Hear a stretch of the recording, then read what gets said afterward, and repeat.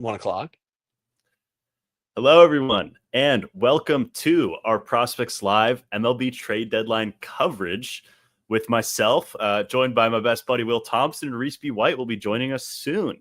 I'm going to start promoting this on social media, Will, but why don't you tell the people what they're in store for in the next couple hours?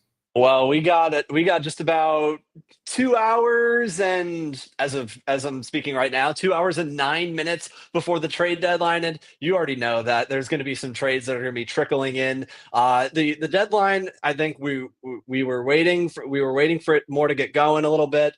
But boy, has it gotten going. So we're breaking down everything. We're breaking down trades that have happened, trades that will happen, trades that are breaking as we are streaming, which of course is the best part of this. So I'm really excited. We're going to break down all angles of it, from the contending and buying team side, and also of course with Prospects Live, the minor league returns and that side of things as well for the rebuilding teams and what they can expect from their prospects or guys that, right off the top of my head, like Tyler Locklear or Mick Abel, that'll be major league contributors right away.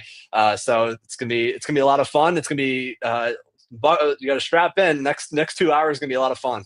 Buckle up, right? And I've got like some of our new top 20s pulled up so we can kind of talk about how these farms are changing, because like the first thing that comes to my head, Will, is LDV out of San Diego. Are they now the worst farm in baseball, given how many guys they had to give up in that Mason Miller deal? That's where my head went right away. Like, what's going on over there? Ethan Salas and who?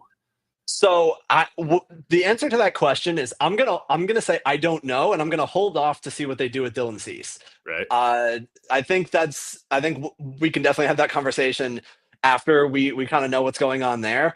But I mean, this is what AJ Preller has consistently done throughout his entire tenure in San Diego. He's either all the way in or he's all the way out. And he'll just restock his farm system that way. So there is no in between with AJ Preller. I mean, the haul that he gave up to get Mason Miller and JP Sears was, there's not like gargantuan, like colossal. I don't even know if the words to describe it. But yeah, the Padres system, which was already pretty top loaded, and even with some guys like Braden Nett, is a guy that I'm a big fan of as well. Yeah, really good. And so even those guys near the top that maybe aren't super national names yet, that we liked, are going to are on the move, and ultimately it's going to be probably a pretty barren system no matter what happens with Dylan Cease.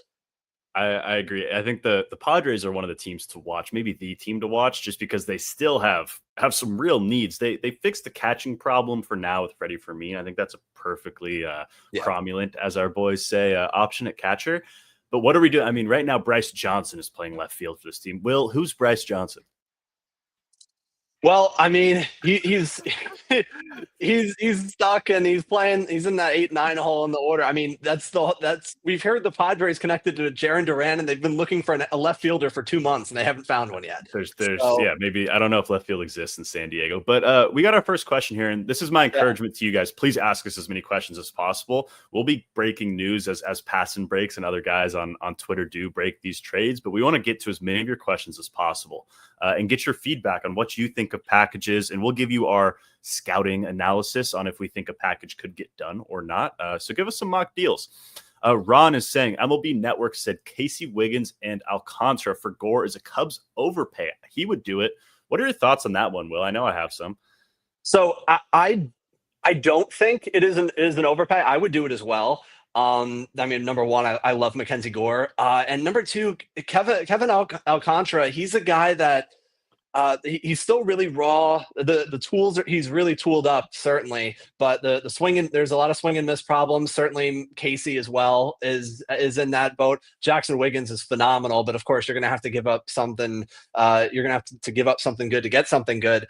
Personally, I guess it depends how you view a guy like Kevin Alcantara. I mean, ultimately, like you look at, for example, the Fangraphs top 100, and Kevin Alcantara was always, I think, in like the 30s or 40s in that list. So I guess he's a very divisive prospect, and it's kind of depends on how the Cubs view him internally.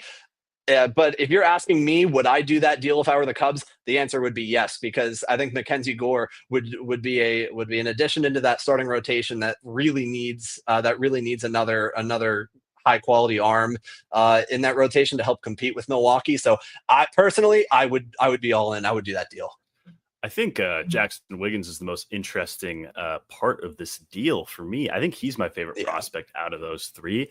I would do it simply because the Cubs are in such a good position, and that farm is decently deep. Think about the guys that you're holding on to. I recently drafted Ethan Conrad. Ballesteros would be staying. You still have options in the farm. You still have a pretty deep farm. Those guys like Triantos and Rojas. I mean, there's still options, and Mackenzie Gore is a top three pitcher in a playoff rotation. And then your playoff rotation gets kind of interesting if you're Chicago. Super lefty heavy, which might actually play better against some teams like the Dodgers. Against certain teams, yeah. I think it's kind of a smart chess move right there. Let's see what David has to say. Thoughts on the A's trade and what we got back for Miller and Sears. Will, what are you thinking? Well, I think the debate you can have is was it good or not to trade Mason Miller on its own, just because he is so young. But the return was monstrous. I think Braden Nett, beyond DeVries, of course, who's phenomenal in his own right. I think Braden Nett's good. They got some high quality arms in that deal. So certainly Henry Baez as well, who's had a nice year. He's got some good stuff. So I think it was a steep price to pay, but hey, that was just about, I mean, I shouldn't even say just about as good as of a return as you could possibly get if you're the A's, but probably more than I thought they could get. I think when it became apparent last night that Miller was probably going to be on the move and likely to San Diego, I think DeVries was pretty much assumed, maybe not assumed, but I think it was expected that DeVries would probably be the headliner in that deal. I think the supplemental pieces that they were able to get with DeVries was what really impressed me and what really takes this package that the A's got back over the top. And you look at a future A's infield potentially of Muncy, Wilson, DeVries, and Nick Kurtz. I mean, holy smokes, that to going into Las Vegas with that infield, that's unbelievable. And I can't wait for that. I think the A's are the most exciting team in baseball right now. It's just, we love the draft that they had. Now they're pulling off deals like this. Mason Miller is a great pitcher. Do not get me wrong. He's not having the most fantastic year ever, right? He's not the best closer in baseball right now. He certainly projects to be over the next few years, but if you can get a top 5 prospect, it's a no-brainer, right? And JP Sears has been struggling. I think it's incredible what the Athletics pulled off there, as the Athletics are typically a team who gets kind of the short end of the stick in a lot of these deals. This is a different kind of move for the Athletics, and I am all for it. They're building up that lineup to some pretty incredible potential. We got Ron back here saying Matty V said that they would drive Gore to the airport if the Cubs offered that. Yeah, I mean, I think that we are seeing that the value of prospects is not what you guys might think it is, right? You're going to have to give up multiple top 100 guys for almost any of the big names at this deadline. The Cubs have almost as many top 100 guys as any other team outside of, Mariners, Brewers, and prospects are not a sure thing, right? And I'm going to keep saying that prospects are not a guarantee. And why not get the sure thing right now than keep holding on to your lottery tickets? So I'm a fan of almost every deal so far that's giving up prospects. And a controllable arm too, an arm that you not only have for the next 2 months, but like the guys that like the big stories of the big 3 rental arms that in the 3 rental arms starting pitching wise, your Sandy Alcantara, your Merrill Kellys, your Zach Gallons. The difference in prospect return of what a guy like Gore would get compared to those 3 is pretty huge. And I think the Cubs, if that the 3 players, the Wiggins, Casey, and Alcantara, if that were the deal on the table, I think it would be a solid deal for the Nats, but I think the Cubs would have to do it. I agree. Derek saying still pretty iffy for the A's to ever play in Las Vegas. Yeah, man, we'll see how that whole thing turns out. Let's talk Yeah. about some other trades that we've seen recently. The New York Mets got Cedric Mullins. Will, do you have the return on that pulled up? I saw it earlier. No, I did also see it, but I will have to find it Well, because there okay, was. here I got you right here. You got it. For Ramon Gomez, Anthony Nunez, and Chandler Marsh. So no upper echelon prospects being dealt for kind of a struggling Cedric Mullins approaching a contract year. How do you like that fit for the Mets, who obviously needed a center fielder? I think it's okay. I think the name that was most heavily connected to the Mets over the last week was Luis Robert. I think like Mullins will hit for some power, but has hit for some power, but the defense isn't where it was. I mean, admitted where it used to be. Admittedly, I'm not the biggest Mullins fan, and Nate and I were talking about it, but before the stream, it's when you look at the defensive metrics, he's probably one of the most polarizing one among the numbers he's got so far this year, and a little above 750 innings in center field. You got minus 13 defensive runs saved, but two outs above average. So I mean, you'd think that it's still probably not a great defender in center field. Ultimately, the price isn't too much to give up for a rental center fielder. I think it's okay, but I think it's decent. But admittedly, I'm a little biased because I'm not the biggest Mullins fan at this point. So the Phillies and the Mets were the two teams I had circled for center fielders, and Robert was the guy who is the center fielder at this deadline, in my opinion, the most likely to be traded, probably your best option. And the Phillies went with Harrison Bader, not having to give up a whole lot of prospect value over to the Twins in Jeremy Vioria and Hendry Mendez. So it looks like they're going to be rolling with Bader in center field unless anything changes. Mhm. Maybe like a Bader Marsh combo. So we're seeing teams not bite on the asking price for Robert. Do you think he still gets dealt at this deadline?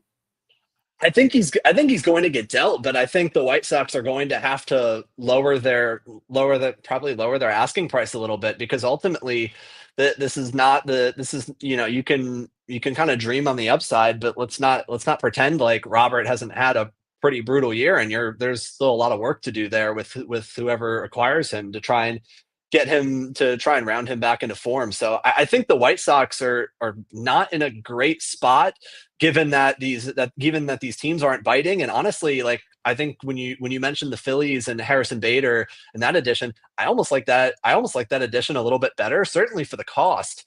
I like that. Mendez is a nice player. He's still young. He's only 21 years old, and that's in Double A. He's had a really nice season. But I think that when you look at, I think it was probably a pretty easy decision when you look at Harrison Bader and Luis Robert, and compared to the asking prices that they were getting. I think it was probably a pretty easy choice for Philadelphia. So I wonder if the asking price for Robert it has reportedly been high. I wonder if it actually has been, and if that's just scaring teams away. They're like, hey, we're not paying for premium Luis Robert. There's a lot of work that still has to be done here to try and get him back and to be a contributor that can help you win a World Series. And hold on, Mr. Nate, we have a trade. All right, what do we got, Will? The Houston Astros have reacquired Wow. Carlos Correa from the Minnesota Twins. How It sounded about like this was that? dead. It And, sounded like this was not going to happen and anymore. he But said that he would only waive his no trade clause for a reunion with the Astros, which oh man, is wow, what a storyline there. The Astros are that's kind of the first major move we've seen the Astros make after the Mariners made quite a few in the West. Wow, what do you think the return is going to be for something like that? I think a lot. I'm going to say I don't know, and I think it depends how much money that the Twins are willing to eat, because that was the big holdup last night. When it reportedly the talks had cooled between the Astros and the Twins, because the Astros wanted the Twins to eat, I think, about $50 million left on that contract, and Minnesota wasn't willing to do it. So I think you're going to really have to watch the financials here, and how much money are the Twins willing to eat of the remaining Correa contract? and I think that's going to have a big impact on the return that you could see coming back from Houston. Do we think that this is a Bryce Matthews heading over to Minnesota move? I feel like that's the most logical fit if they're eating a little bit of money too. I feel like that one makes a lot of sense in my mind with a couple other guys sprinkled in there. Maybe you see like a Walker Janik or a Anderson Brito. But wow, this is purely speculative. We don't know the full package yet. But you would assume a couple notable prospects are still heading back toward Minnesota. I think Matthews would certainly be on the table if they were taking on a lot of that, if the Astros were going to eat some of that contract, or well, actually wait, I don't know why it's messing with my head, but I think that the money's gonna be a big part of that. But I think Matthews depending on that, could be a return back, because Matthews, he had the 3 home, at least in his first initial big league stint, he had the 3 home runs in the 2 games, but it's been pretty rough outside of that with a lot of strikeouts. So we're being joined now by the face of baseball media, Reese White. Initial thoughts on Carlos Correa. No introduction for you. What are we thinking with this trade? Correa back to Houston, Reese. It has to be like such a small return, because I'd imagine that Houston is getting Minnesota to pay quite a bit of the contract, but I don't know anything off the top of my head. I just got done eating a sandwich, so everything's sort of new to me. Apparently Adolis Garcia got traded. So yeah, I mean, this is fantastic. We're live. Yeah, I saw apparently. Things are happening. Greg is asking us, what do you guys think about the market so far? Fair prices. I would have said the prices have been very fair until some of the things I've started seeing today and late last night kind of started with Suarez. But I'm curious, Will, what are your thoughts on the market right now? I think for the bats, the market has been fair. I think the market for controllable relievers has been insane. Wild. So it's been wild, but ultimately this is what happens when you add more teams into the playoff, picture. And I've ranted about the playoffs before. I'm not going to do it again, but that's what happens. You're having way more buyers and you have less sellers, and you definitely have less sellers when teams like the Royals and the Angels, who should be selling, don't. So that just continues to shrink it, and that means the relievers that everybody wants, the price is going to continue to go up. So I think for the bats, I think they're pretty fair, but ultimately, if you want a high end reliever, you're gonna have to pay up. Well, we do know that the Royals the Angels could still turn around and sell based on if they win or lose or what the score of their game is today, because every game matters for if the Angels are going to buy or sell. It just matters more. It just matters so much more in Los Angeles, Anaheim, wherever Moreno's feeling. Reese, do you think that the prices have been fair? And obviously, taking aside maybe the Miller trade, have there been any other lopsided deals that kind of stick out to you so far? Honestly, I mean, do we want to have the Rogers discourse? No, I'm just joking. That trade was quite lopsided for the Mets. They got a good player and they didn't give up any good players in return. Anyways, but I think that one of the big things is that I've noticed is that the bats are going for significantly less than I thought, right? We're talking about Eugenio Suarez getting Tyler Locklear is the best piece in that trade. That is a underwhelming return even for a rental piece. We are talking also the Mason Miller trade is its own thing because AJ Preller operates on a different plane of existence than the rest of us. I mean, when you're trading a top, what have we talked about him as a top 10 prospect, just conservatively, for Mason Miller? That's pretty bonkers. Yeah. But I mean, the Yankees are getting good deals. I don't know how they're able to do this. I love seeing that Yankee like blogs are like, there's a one team price and then there's the Yankee price and everything. It's like when you see these trades, Rafael Flores as the headliner for David Bednar of a year and a half in control, that just seems like it's a really low price. But I think that, I don't know. I feel like I've gone a lot in circles in that little rant of mine. I agree. I think the Bednar trade is pretty lopsided, as we've seen the reliever price be so heavy, and you get one of the better setup men in the league on a contending team in David Bednar with a year and a half, like you said. And people really want the Yankees catchers, I suppose, after how many of them have been turning out as really premium assets. I'm not the biggest Flores fan, though. Personally, I think there's a lot of contact issues there. And is it bad to say I'm kind of worried that I'm not loving the fit there with Flores in Pittsburgh? That Pittsburgh can't develop a catcher. Well, that's the problem. And yeah, and yes, the framing is elite, and I think that's a big part of it. But challenge system comes in next year. How much does that kind of change the equation on catcher values? I think I'm just a little bit worried about his contact specifically in zone. It's been a problem. He's got a lot of raw power, but I think that if you ask me, hey, would you if I were Brian Cashman, I mean, Rafael Flores being the headliner, as you said, Reese, that's a big win for the Yankees. James Outman to the Twins is part of the Brock Stewart deal. I do think we should touch on Brock Stewart to Yeah. Los Angeles, because anytime that they make a move, I think that's somewhat important.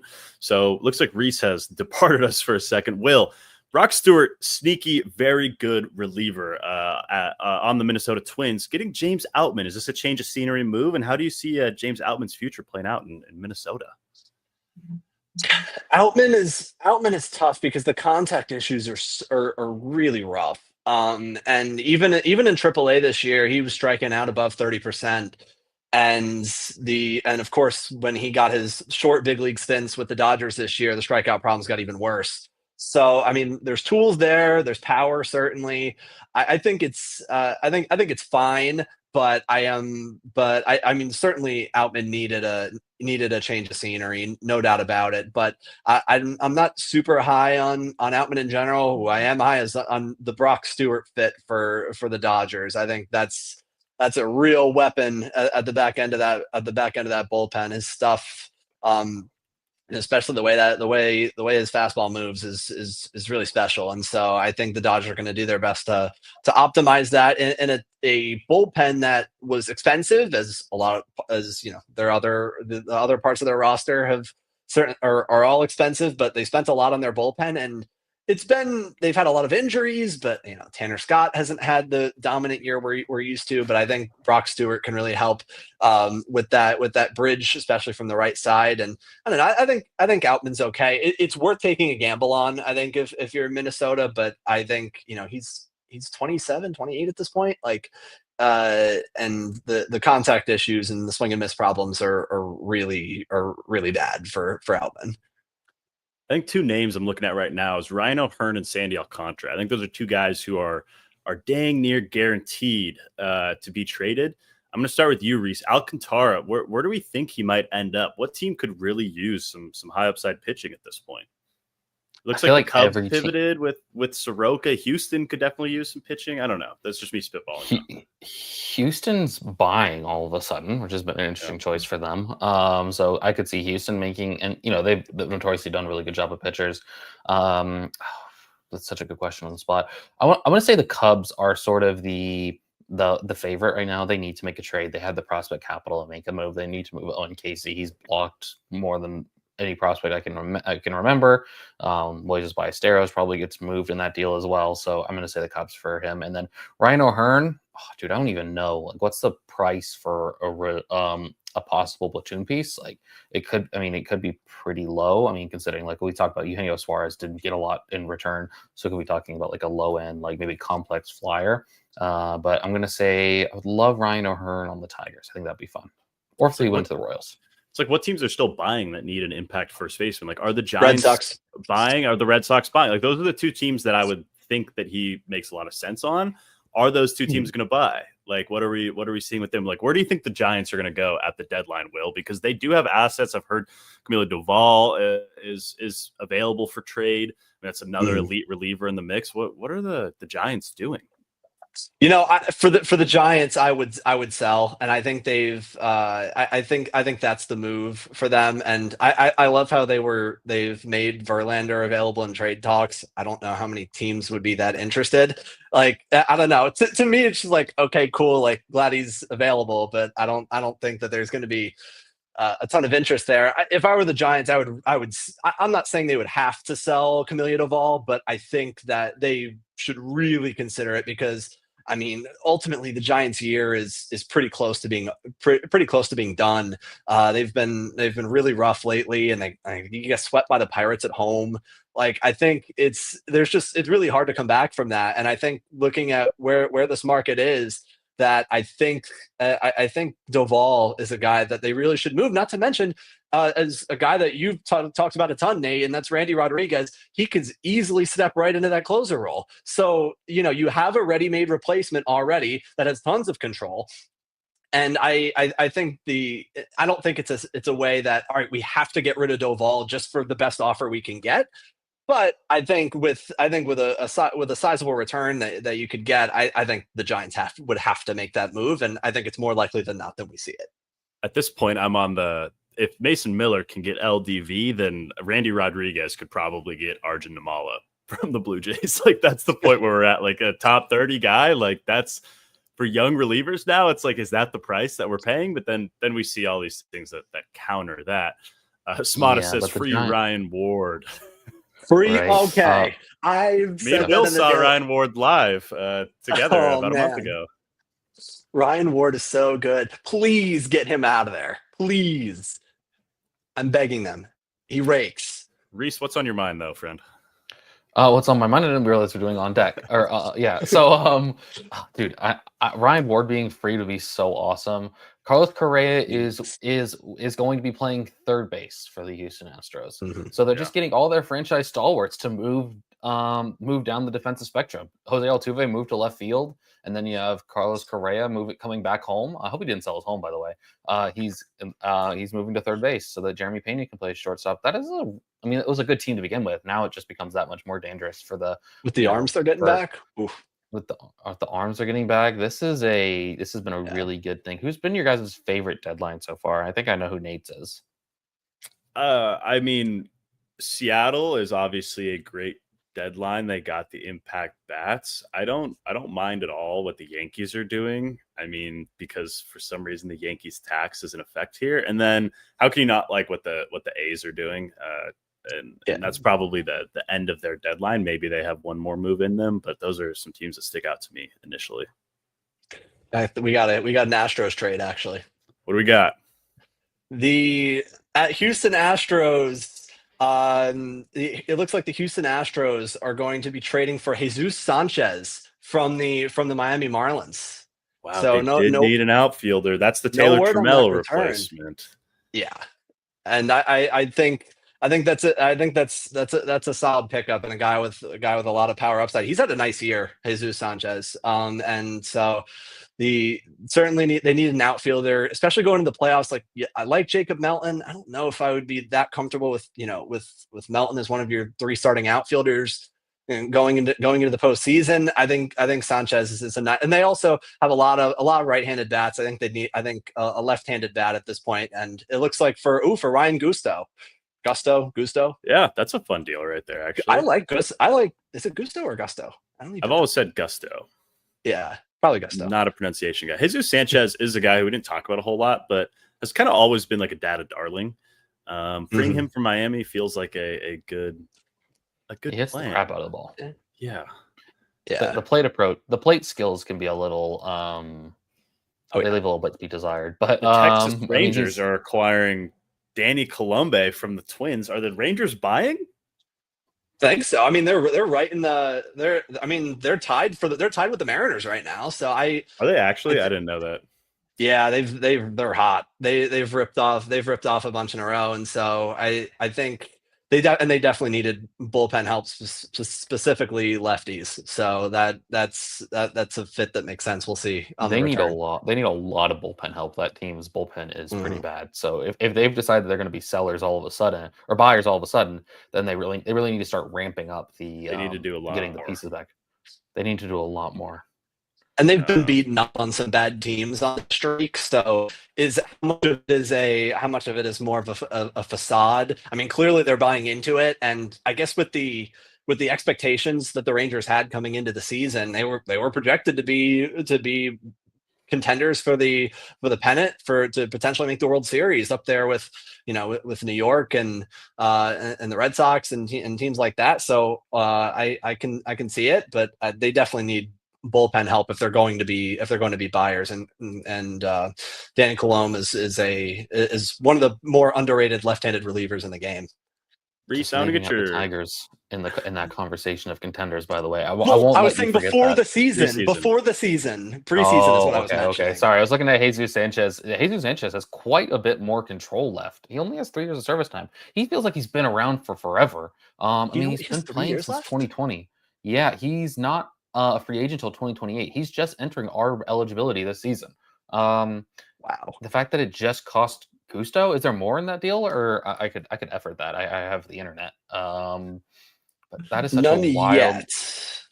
None yet. Okay, because that is such a good if the Astros just be doing stuff sometimes. They're getting Reese, they're what are your getting the band thoughts back on together.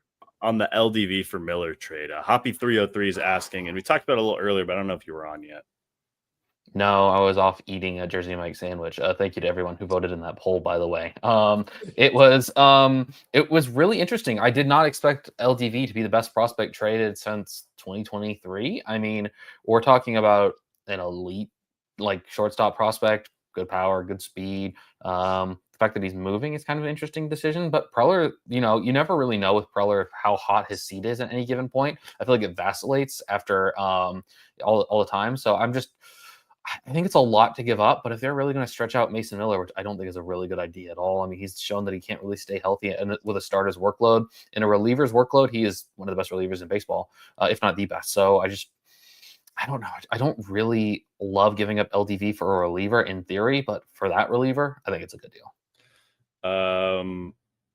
Remind me to talk about JP Sears later. John Heyman is reporting that Houston is now trying hard for one of the big starters, Kelly, Alcantara, or Cease, and they're in talks with Kwan as well. They it looks have like enough to Houston get is Kwan. going for it. Where But who are the who are they Astros trading? getting these prospects from? How It's are they versus- going to have giving enough up to get Nyans. Kwan? You're giving up Nyans and Kevin Alvarez and Well, Melton you for can't Kwan. give up Nyans yet. Yeah, you're right. Yeah, you have to wait until the So offseason. what are you doing? Is Melton and Matthews and Alvarez enough for Kwan? I wouldn't think so. Do they have any guys in the big league roster that you could trade? I mean, Melton would probably be it. I mean, Melton he's and Matthews are the only guys, right? I mean, do you like Shea Wickham? I don't. I don't want Iola? that coming back to me. I mean, Iola could be it, depending on how you view him. The stuff's there, certainly. But yeah, and he's close, and he could step into the he's- major league rotation right now.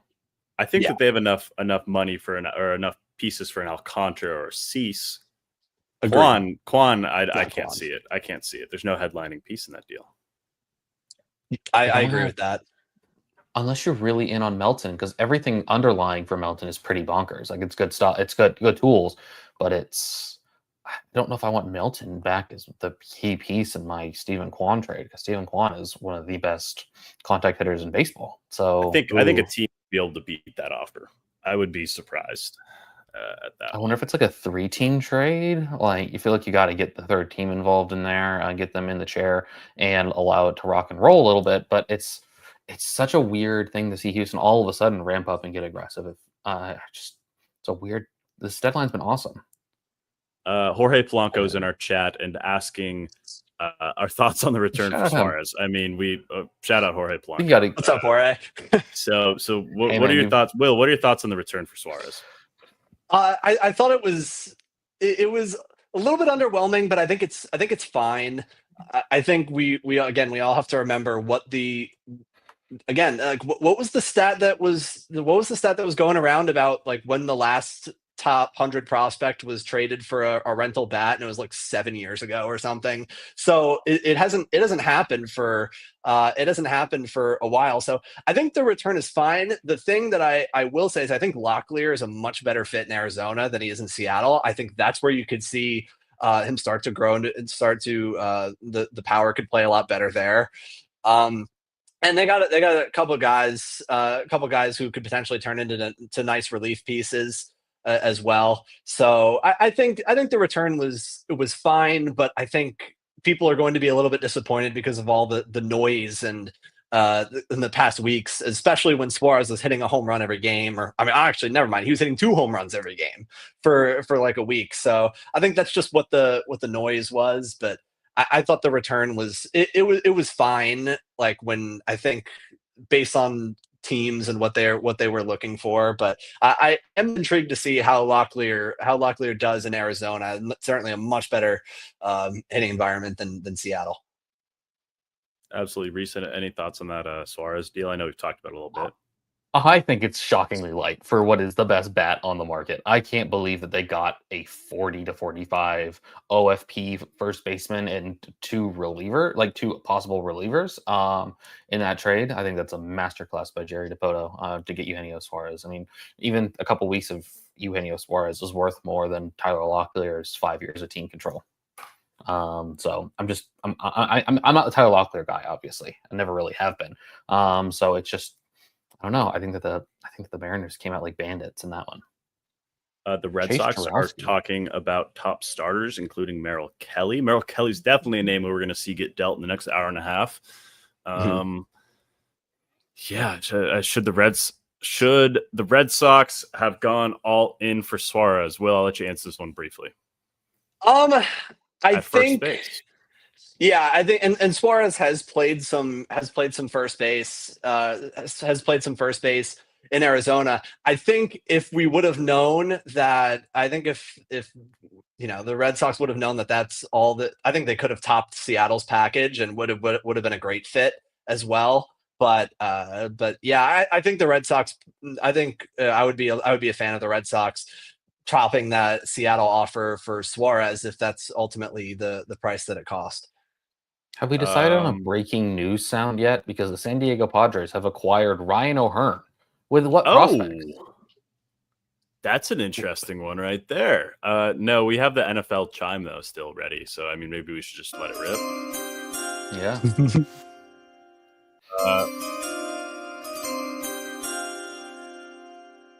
San Diego Padres are acquiring Ryan O'Hearn from the Baltimore Orioles, according to Robert Murray. Well, if we're thinking about a rental here, I don't think that O'Hearn was going to be the biggest return. I mean, you're getting one of the lefty starters, right? Just one of them? Yeah. I'd imagine so. One of the... Maybe you're getting like a Tyson Neighbors. I would like that for Baltimore. How many Neighbors? We have learned what the Marlins are receiving for Jesus Sanchez. Ryan Gusto, Chase Jarowski, and 19-year-old outfielder Esmil Valencia, which is shockingly low for Jesus Sanchez. Yeah, we got Kyle in here breaking the Jaworski news to us. Kyle is my second favorite Canadian. So thank you, Kyle, for being here. Yeah, I mean, and Canadian. How does my first favorite Canadian is Shea Gilgeous Alexander, of course. How does this Padres lineup work itself out now with O'Hearn? I'm going to pull up the roster resource page. This is really good live television. Does Arias slides to second and you put Cronenworth in like a utility? I don't know. This one's confusing to me because Gavin Sheets has been a sneaky good hitter this year and he's clogging up the right now. Welcome to the Crone zone. Can Cronenworth play some outfield? Is that something that we can? I don't think Cronenworth can. I don't think Cronenworth can play a position. Second base, but he can stand there. Oh, Gavin Sheets can go play left field because let's play a game. Who is the current left fielder? Me and Will have already talked about him. We already talked about him. Oh, see, I was off eating the sandwich. Bryce Johnson. Their bench is so weird. Elias Johnson. Who's Bryce Johnson? Out of Sam Houston State, I believe, just off the top of my head. Loriano plays left field now. Ramon Loriano is going in the deal. It looks like. There you go. Yeah, Preller's seat must have been like 100 degrees hot. Like, who's going to pitch for them in the playoffs? Is JP Sears their number 3 starter? Oh, I think Sears has got to be, because I mean King will be back, so it'll be Pivetta, King, Darvish and Sears. That's got to be those, unless you prefer Randy Vasquez to one of those guys, which I don't. I think Randy Vasquez goes into the bullpen and pitches better. Inning or two, maybe. Sometimes when you got to punt a game. Dude, that's Sears is a weird one. But they also have like the best bullpen in like the history of ever. So you need him to go 2 times through and then get him out and get the game to that bullpen. Is Suarez going to be on the move now? Is what I'm wondering. I mean, I think it's reportedly no. Okay, so we're going Miller, Suarez, Adam, and Morhone, with Estrada just being your casual number 5 in the bullpen. It's pretty fun. Outrageous. Sears is just not my thing for a number 3 starter in a playoff rotation. He's good. Don't get me wrong. A little home run prone. But You that want me should to be do fixed when he my goes to my San Diego. 1 minute on Sears? Yeah, let's do it. I was gonna be like, yeah. So if you guys checked out the Future of Pitching article, go check it out. JP Sears was actually one of the studies in that article, because this guy needs to throw a cutter more than anyone has ever needed to throw a cutter in his life.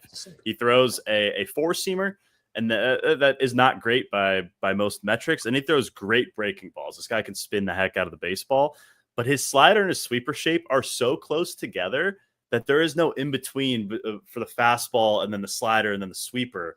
As far as tunneling goes, where his sweeper thus plays down. So it's the third best sweeper in baseball, but it plays way more average because he doesn't have anything to work off of it. His pitch mix is so it's bad. It's bad for pitching because he's not a stuff guy, but he has one really good pitch that doesn't even play good because he just doesn't throw a cutter, and he throws a super loopy slider. So we either need to tighten up that cutter a lot, or tighten up that slider a lot, or add a cutter. And he could be very good. Sometimes it only takes one pitch for these guys, but he needs to get rid of the sinker as well. So if the Padres have a someone in there who has a strong conviction about his pitch mix changing, I think Sears could become a very interesting pitcher soon, because we've established he's got one of the best breakers in the league from the left side, which is an asset. But so I'm holding out hope for JP Sears is what I'm saying. I think there is reason to be excited about him. The Brewers were involved in Ryan O'Hearn. They already have like the best first baseman in all baseball, and Andrew Vaughn. They do. So I don't know what they're doing there. So that's such a I don't even know what to think of the prospects going back. They have to be pretty like somewhat interesting, I guess. Like, does one of the high school lefties go, or last year's high school lefties go? Such a weird thing going on with the Padres. I mean, I'm happy for them, because let me pull up. They are, I think they're like what? That's the American League. I can read. They're 3 games back of the Dodgers. So I mean, if you're gonna go for it, you might as well. Do you guys think Gallen gets moved? He has to, right? It would be kind of Merrill crazy. Kelly is the more likely option at this point. I just think that going back, I don't know what they're doing at this deadline. I just don't understand any of the moves they're making, which is very weird. Maybe they trade Jordan Lawler to get something for the future. I just don't know. This is going to be a fun one. What do you guys think of what the Reds have done? The Reds getting Zach Littell and Cabrian Hayes. It just seems like they're neither one of those are needle movers. It's not serious, in my opinion.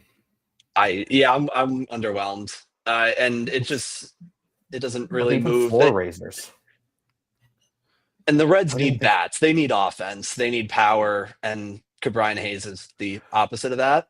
So I was, if the Reds were going to go for it, I'm cool though with the Reds kind of staying pat-ish to, kind of more the long-term play. But yeah, I think that's, I think that's, I'm okay with what the Reds did, but it's definitely not a needle mover. Daniel says, if the Red Sox are set with no trading Duran, does this push Joe Ryan off the table for them? I don't think we're going to see Joe Ryan get dealt at the deadline. Will, anyone on your mind the Red Sox might be targeting or moving off of in the next hour?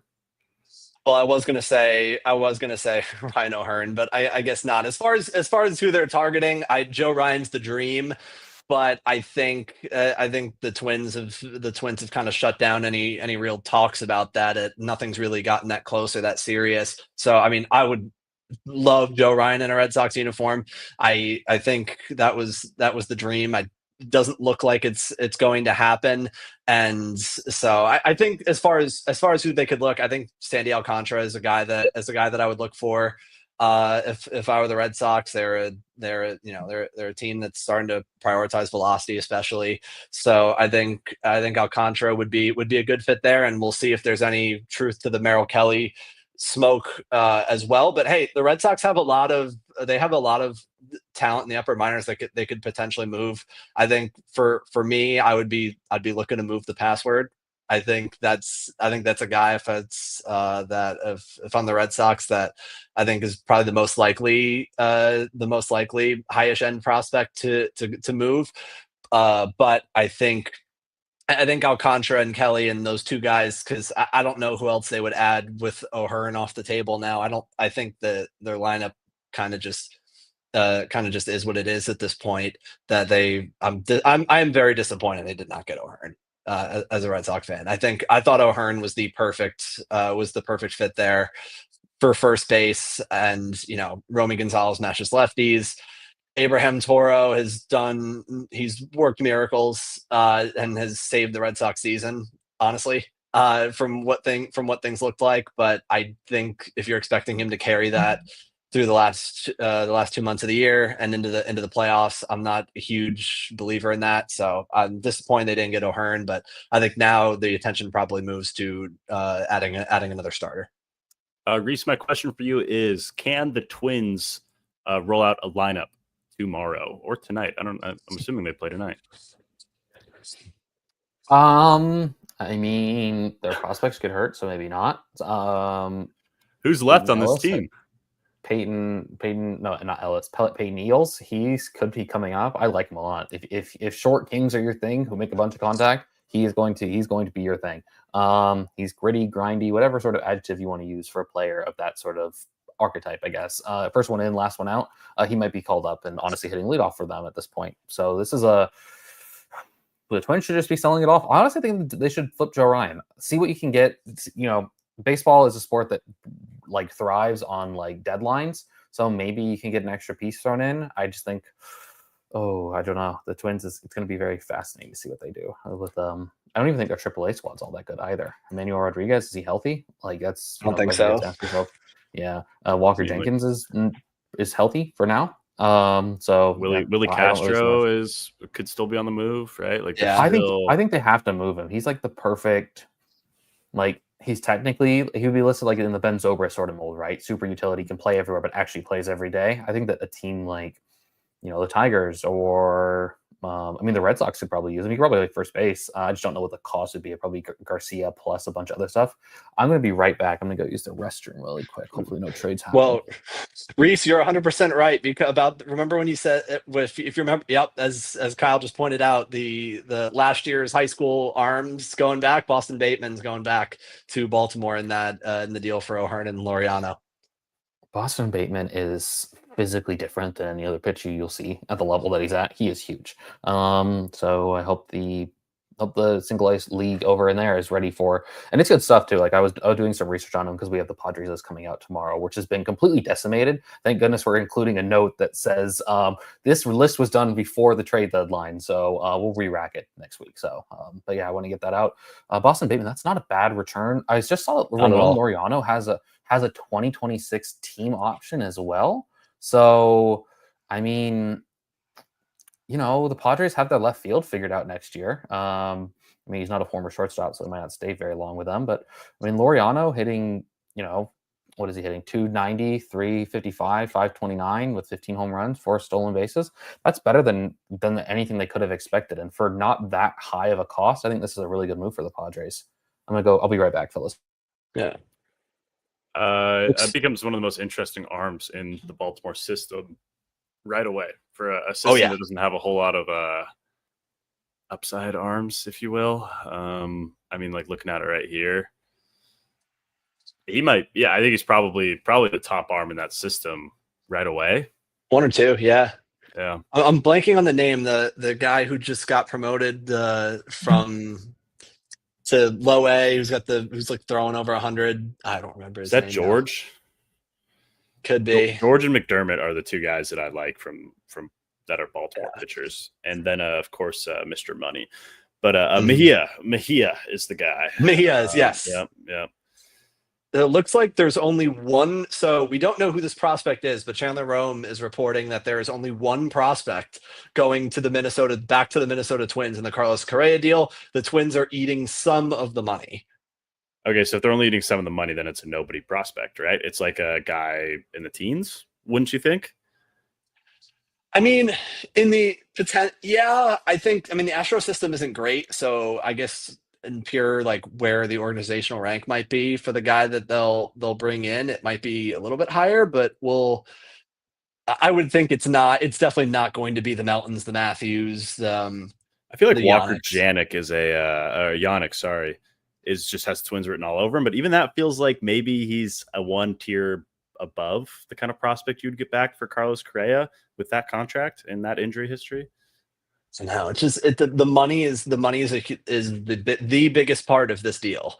And how much and how because of how bad that it's funny to think about the fact that Correa signed with the Mets and the Giants and the medicals and like they boxed because of the medicals and now we see like wow, that was 100% correct to do that. I mean, so the Twins fire sale might continue. So I'm starting to look towards someone like Griffin Jacks too. Like, where's this reliever market to go? Still a couple relievers out there. A couple more guys on the Rockies I like that I think would be good additions, help prepare that farm system as well. Vodnik. Free Victor Vodnik. That dude is going to become one of the reliever people's favorites once he gets traded. Although it probably costs quite a bit. Although Jake Bird costs less than I thought. So what do I even know? And I feel like our eyes should be towards starting pitchers at this point with guys like Alcantara and Cease still available who feel extremely likely to be dealt. I could also see a world where the Padres do not deal Cease. I think that I agree with that. Why is it a certainty that the Padres are dealing Cease? Why, like you're going all in at this point? Why? Throw like I understand he's a rental. on him, get the pick. Just hold them. You're not going to get anything game changing back. Your farm's going to be pretty poor no matter what at this point. The Padres are sending 6 prospects over to San Diego in the O'Hearn Laureano trade. 6 prospects? Or it says 6 players. And one of them's Bateman? I think that team option on Laureano really changes the way I think about it because if you're locking up left field next year, and I'd assume that they're picking him up, that's such a big. I don't even know. This is such a weird. I think I agree with you, David. Shout out to you in the YouTube comments. I think trading Cease would be wild at this moment. I just think that they've shown that they really want to go after it right now. Cease to Houston is gaining a lot of traction right now. Really? It's a lot. There's a lot of heat there. But again, I'm with you guys. They have to give up? Clearly, the value on Cease is much less than we would presume because a team like the Astros can do it. No, I agree. I mean, unless you're getting Melton back, There's no way. Melton would make me think about it, but I don't think they would because he's a pure rental at this point. Because there's no way that Cease is going to Cease would be costing himself $20-30 million over the life of a contract by signing an extension right now. So I don't know. My favorite thing also is when you see these fake trades thrown out there that people are like, well, this player will also sign an extension. It's like, so you're making up a fake trade. You're also making up a fake extension. It's all somehow always happens to be super team friendly. And again, the Astros are not going to pay the money to extend Dylan Cease. They don't pay. They literally do not. They do not pay up for those big extensions. For pitching. Usually. Yeah, for like Valdez is going to walk. Like the Astros just don't do that. If that's the move that's made, the extension's not coming. What did you guys think about the Shane Bieber and Carl Stevens swap? I think that's one of the most interesting deals of the day, in my opinion. Stevens a very, very good pitcher, man. I was surprised that they were willing to give him up. Oh yeah, Will, what are your thoughts on that swap right there for what is it like just a couple months of Shane Bieber, or does he have an option? It's one he'll decline. It's $16 million. So if he comes back and is anywhere, if he comes back with Toronto and is anywhere decent, he'll decline that. Yeah. Especially, you think like Walker Buehler got $21 million from the Red Sox this year. So as a comparison, I was really surprised that Cal Steven went in this deal. He's a guy that if you add, I mean, the metrics love him. If you add a couple more ticks on the fastball, that could be a potential elite pitch. He's a guy who fills the zone, throws a ton of strikes. He is a perfect Cleveland Guardians arm. And I think that they were able to get that for 2 months of Shane Bieber, most likely, and 2 months of Shane Bieber with 0 track record this season. And other than his rehab starts, I mean, he hasn't pitched in almost in like a year and a half, 2 years. So I think the Guardians got to be doing like you got to be doing jumping jacks and like jumping up in the air and celebrating that they were able to get Cal Steven. I think it's an amazing return for Bieber.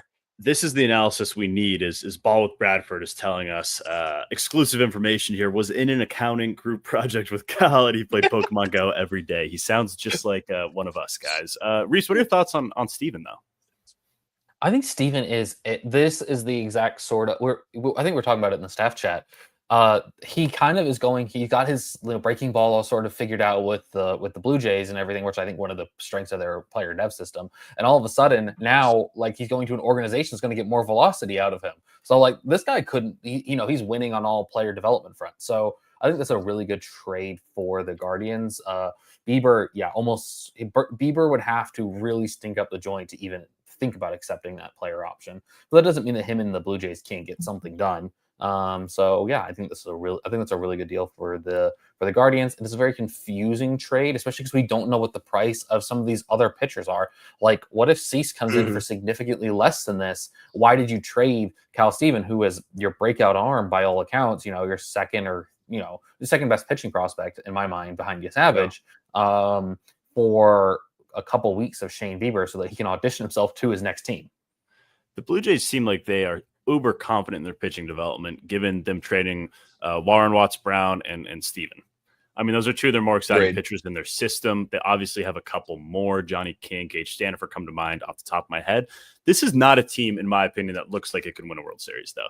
When you go look at their roster resource page for the Blue Jays, I understand the record is awesome in a very good division as well. I like their pitching a lot. I mean, Barrios, Gausman, and Bieber is a very formidable 1, 2, 3 in a playoff series. But take a look at the lineup. I don't know if I'm betting on a team that has Joey Loperfido, Heineman, and Will Wagner as their 7, 8, 9 with Lukey's hitting leadoff. I don't know if that's just me though. They don't strike out though. That's the big thing with them. They're a tough team to get out. They are, and they put together a lot of tough at bats, and that's what they've done during this stretch. I mean, it sounds cliche, but it's just gritty at bats, and they don't strike out. They put the ball in play. They're athletic, and Bo Bichette's been hitting really well lately as well. So I think that and the American League is so wide open that I don't.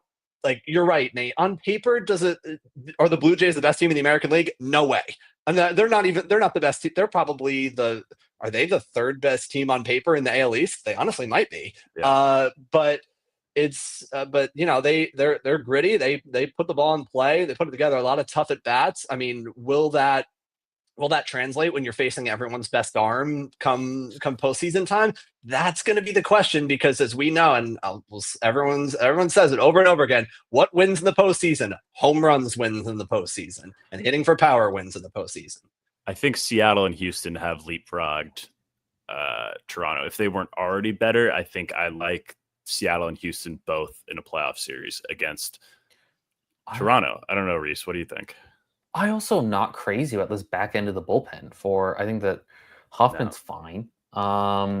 Yariel Rodriguez is inconsistent. So Anthony Dominguez as your 7th inning guy, as part of the key part of the bridge to your bullpen, is a little dicey. I'd imagine that they'd have to make another move or two to reinforce their bullpen, unless they're gonna. I don't even know, because none of their starters really profile well as relievers, if they had to bump them down either. I mean, Barrios, Gausman, Scherzer, Bassett, Lauer, the resurgent superstar, apparently. It's a very weird back of the bullpen.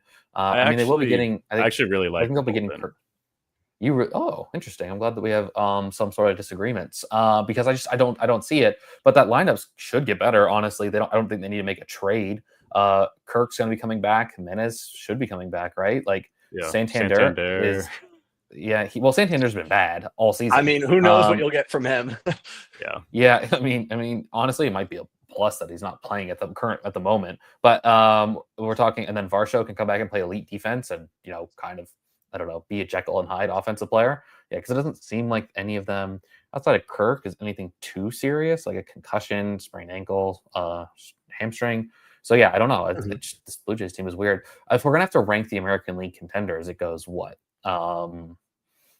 Detroit, obviously at the top, but in tier by themselves. No, I'm just joking. Detroit. No, I think so. You actually think so? I do worry that their getting lucky beating up on crap teams. Like they're gonna be playing 1, 2, 3, 4 different sellers at this point. Yeah. Also, where's Adrian Hauser going to end up? The White Sox have only made one move so far, and that was the Slater deal. So what else are they going to do? I thought was on the Giants. So for those listening tomorrow, I thought that he was still on the Giants. So that shows you what I know about the Chicago White Sox. I mean, I think the Astros and the Mariners are doing everything they need to contend with a team like the Tigers, and then what, Yankees and Blue Jays are there as well. Where are we at on the Yankees right now? They have made some good moves at the deadline for low prices. Where are they at? Where do they slide in that tier? They still need they need more bats. They add another that lineup's bad. Yeah, I don't know. I honestly, how many more bats are even available for him at this point? I'm gonna be honest with you.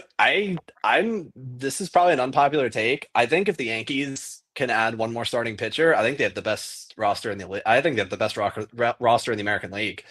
And I think guys like Volpe are hitting a little bit better. I mean, Judge will come back. I think that lineup's a lot better than people give it credit for, as well. And Jazz Chisholm certainly has had a great year. I mean, I think the Yankees as well. They have Luis Gil coming back. I do think they needed another starting pitcher for me to say that they are the best. So I will give that caveat. But I like where their bullpen is at. They got some guys coming back as well, and as Greg says right there as well, we have no idea what's going to happen when you get in the dance, and you just see whatever happens. I'm assuming he's defending his Blue Jays, but I think the Yankees, if they can add. Especially because they haven't lost any of their chips to potentially play. I mean, okay, they don't have Rafael Flores, like fine. He wasn't going to be the headliner of a deal for a Sandy Alcantara or a Zach Gallen or anything like that. But they still have all of their chips. I don't know if this whole report of they only will trade Spencer Jones if it's for Paul Skeens, complete idiocy if that's true. So we'll see if that actually happens. But I don't think I think the Yankees are a starting pitcher away from me saying that they definitely are the best team on paper in the American League. I can get behind that. I mean, Rodon and Fried are kind of leading that whole charge with the rotation, and it's not a bad lineup, right? It's not a bad lineup. It's just how is just Aaron Judge come back? That's the question mark. Like, what does he look like if he's not back? This lineup's it's fine. It gets the job done, but it's not anywhere close to what it's like because it's missing for sure. An impact bat or two. But there is no impact bat or two unless they make it. I mean, Quan isn't an impact bat, but him hitting atop that lineup really opens up some things. And honestly, you know what I think they could probably use? They probably use they could really use a defensive replacement for Volpe late in games because Volpe's been really bad defensively this season. Some of those throws, I think some of the errors aren't really on him, but still he's not putting the throws in the right spot to first base. He's continually making errors. I think that they kind of need to upgrade that final bench spot too, of getting a defensive replacement shortstop, whoever that might be, whether that's who's the guy that the Nick Allen sort of type. If he's riding on your bench, that'd be really good for them. They just need to. Those are the spots they need to upgrade. They need to find another bat wherever that might be, and then they need to go after a starter and then I think another bench piece. Downfall says, as an Orioles fan, I'm so hurt. I'm sorry, but what do you think their plan is from here? All right, guys, I want to pro something to you. Let's move Adley Rutschman in the offseason. Let's move Adley Rutschman today. I would have loved to see that, and there hasn't been a whole lot of buzz about it, but. Trade Kobe Mayo for some controllable pitching. Where do they go from here, Reese? Like, what's the Orioles' plan to the playoffs in 2026? Is there even a shout at that? So the question is, are they going to spend money in the offseason? Because if they're not, then there really isn't a plan. Because where's this pitching going to come from? I mean, Corbin Martin's resurgence has been fantastic. But really, if we're being honest, a rotation headlined by Trevor Rogers, Tomoyuki Sagano, Charlie Morton, Brandon Young, and Dean Kremer. And it's not like anybody in AAA or AA is really lighting the world on fire as far as their prospect status goes. There's not a lot of ways for them to get better without spending some serious cash. I mean, Zach Eflin just went on the IL, so that probably dings any sort of value that they could get for him. I do like Cade Povich. I believe Grayson Rodriguez, especially Grayson Allen. I believe he's out for next year as well. I don't know if there's a chance for them to compete next year. I'm going to be 100% honest. I know it's not the fun answer. Without them spending some serious money, they've shown no willingness to do that. Will, do you see Marcell Ozuna getting dealt at this deadline? He better. he better. I can't believe he hasn't been yet. I think if you want to, if you're Anthopoulos and you want to say, hey, everything that could have possibly gone wrong this year for the Atlanta Braves has gone wrong, which is true because they've lost. They're literally picking up scrap heaps of other teams that are AAA or DFA to start games for them currently. So if you want to say, hey, this is this is just, it is what it is and we're going to move on, fine, and you're not going to sell off a ton and you're going to hold your major pieces, fine, you got to get rid of Marcell Ozuna, you have to. And so I'm surprised that he hasn't. So do I expect him in the next hour? Yes, but I think I do expect him to get moved, but I'm surprised it hasn't happened already. And also the Padres AJ Preller on a different level, on a heater today. He's on a heater right now. He just acquired Will Wagner from the Blue Jays in exchange for catcher Brandon Valenzuela. Wow. Just a weird move right there. Just for their bench, I guess. I like Will Wagner more than most. I think he's a good OBP guy. He gets on base. Does he do much else? No.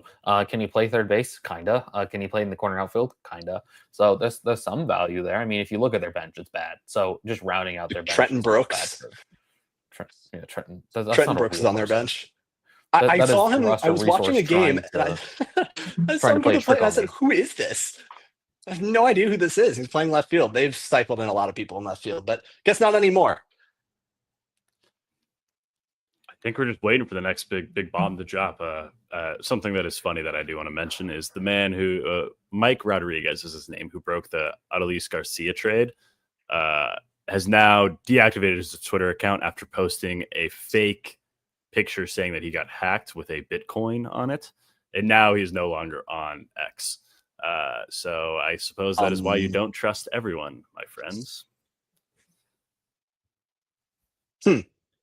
Well, I thought that was funny. Sorry. Reese, do you want to? Who's next, Reese, man? Reese, do you want to? Do you want to explain what you think of the Rockies' return for Jake Bird? What is the Rockies' return for Jake Bird? Rock ratio. Oh, that is a player that you can trade for. Name value. Sure. Name value. Rock ratios on the Rockies. He's in the Drew Gilbert lane of more famous than good. He's fine. I think he probably plays for the Rockies, which says more about the Rockies than it does Rock Riggio. But this is probably his chance to make some sort of big league money. So I'm not going to poo-poo it. Denver's a beautiful place. So yeah, I just want to shout out Rock Riggio. I think it's an underwhelming return for Jake Bird. Yeah, I agree. I mean, I don't know. It's especially for Birds. I don't remember off the top of my head. Do any of you guys remember how many years of control there are for Bird? Is that like 2 or 3, something like that? But I'm surprised they couldn't get more, especially as far as arms. And the Yankees have. I'm surprised. Like, would it have been crazy to suggest that Hess goes back? Is that too much? I don't know. I mean, I think probably Hess is a high-end 45, just using our scale. So, I mean, Rock Riggio is a low-end 40, back end of the 20 sort of talent, which means he's a top 10 prospect in the Rocky system. So, yeah. I mean, looking at it, I mean, Bird does everything you sort of want. He goes from one hitter's paradise to another. He's got 3 years of control after this. 3 years of control is pretty bonkers. Yeah. Just entering ARB eligibility. I'm surprised that that's all it costs. I mean, sure, is he a closer? No. Was a closer for the Rockies? He's like, at best, he's like, for a championship team, he's like, what, the 7th inning guy? He's the 3rd most important reliever in a bullpen. I'm just surprised that it costs that little. Yeah, matchup guy maybe. Also, people on Twitter don't need to act, as much as I like Will Wagner more than most, people don't need to act like that's an interesting trade. It is a trade that happens that 2 teams can make. But yeah. How about the Cardinals guys? Brendan Donovan, Alec Burleson, Lars Nootbaar. I'm going to hop off for a second, but I would love to hear your guys' thoughts on that one. Well, I think Is Nootbaar like a Yankee? Like that'd be a good pick. That would be a good pairing. High OBP guy, top of the lineup. I think that would be a better. I think that would be still kind of in that as a good fit for Quan. Like you mentioned that the Yankees could be a decent fit for Quan if they were willing to meet that asking price, but I think Nootbaar could also be there. I don't know. I mean, when you talk about the Cardinals, I was kind of underwhelmed with the returns with the returns that they got, especially for Ryan Helsley too. So I don't think they've had a great deadline. But I think you certainly listen on guys like Brendan Donovan. I mean, Brendan Donovan's this is the highest that his value will be. But I'm not sure if they're willing to part there. That's something that I think that the Cardinal. I'm going to differ with you a little bit. I kind of like getting Jesus Baez. He's kind of the interesting upside pick that they don't really have in that system. At shortstop, who could be a power, middle of the order sort of shortstop if everything sort of clears for them. But Donovan you're right. If you're going to trade him, this is the point to trade him. He's got defensive versatility. He can play second base. He can play left field. Probably go fake it over in right field if you need it. So a Nootbaar, I think that if you're not willing to meet Quan's price, like you mentioned, he's the next guy down. We're going from, he's not the Walmart version of Stephen Kwan, but he provides just enough, value with, I think, is Nootbaar a free agent? What's his sort of control situation like? I'll check that. Because for some reason, Fangraphs wants to identify if I'm a real person, which I've gotten that today too. Nootbaar's got 2 years, 2 years after this year. Okay, so it's the same level of control as Quan, but he's a tier lower player in my mind. Right. So yeah, I think that if you can't get Quan, Nootbaar is the next best option. I was just thinking about it. James Outman, Matt Wallner, that is an outfield of extreme hit tool concern guys going on in Minnesota. The most extreme you could get. Yeah, I mean, that's one way to build an outfield for sure. Let's see. I should put on my tweet notifications for Jeff Passan, shout out him, and anybody else notable. Yeah, I have Twitter notifications on for like pretty much anyone that could, like, outside of some local beat guys, and even honestly, like I have some local beat guys on, like Chandler Rome and Chandler Rome is one of the best beat guys out there. If he ever, he's one of the best. I appreciate his work. For sure. Craig Mish, I have notifications on as well. Like, honestly, I don't even think he breaks that many stories anymore with the Marlins, but he's just hilarious. So I'm kind of in it for the humor as well. He's entered more personality space for me, which I appreciate. I think he's really good at what he does. Let's see. Oh, Bally Sports Live, still a lot of stuff. Okay, Brandon Buttersworth, which is a great name, is one of the prospects heading over to the Orioles. And this is so now we know 2 of 6. 2 of 6. There's 6 players. There's 6 players, but it didn't say 6 prospects. So it makes me wonder if there's some sort of roster filler going back, quad A depth. Right. I mean, is one of the catchers going back. It's very interesting to see. We look at this lineup, right, for the Orioles, and it's still pretty good. If they could ever just supplement with just a little bit of pitching, this team could be pretty sneaky next year. But I just don't know if they're going to make those moves. Let's see if there's any other big moves going on. Who's been your least favorite deadline? Ooh, least favorite deadline. With an hour left to go, because we're gonna. I assume we're gonna be staying on later because there's always a trade that happens 5 minutes after the deadline. Yeah, I always try and give it a half hour to see if anything, because then you get the tweets of this team is done, this team is done, this team is done, this team is done. But as far as my least favorite, I mean, I already talked how I didn't love the Cardinals. I'll go a different area. I was a little bit underwhelmed with what the Twins got for Yohan Duran. I think especially, and certainly there's Miller's got 4 years of control after this. Duran's got 2, so those certainly are not comparable, or they're not the same. But I was a little bit underwhelmed. The Dodgers also just got Alex Call from Alexander Calder. Washington to hit lefties.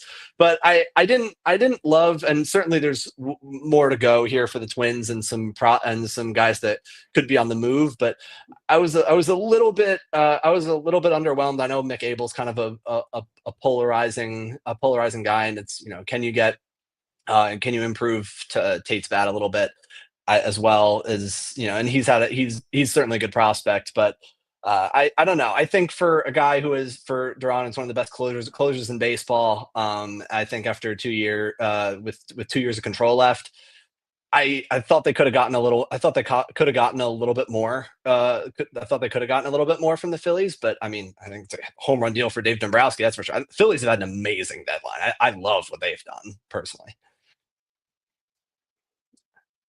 What about you, Reese? What did you have another? Do you have a least favorite deadline? Do I have a least? I think that I'm with you. I think that the Twins have made some interesting decisions. I'm still waiting to see what they get back for, our boy Carlos Correa. Obviously, there's going to be some sort of money in that situation. I do like Alexander Call to the Washington Nationals. I think that's a really good fourth outfielder fit. I think it's a really nice sort of fit going on. Yep.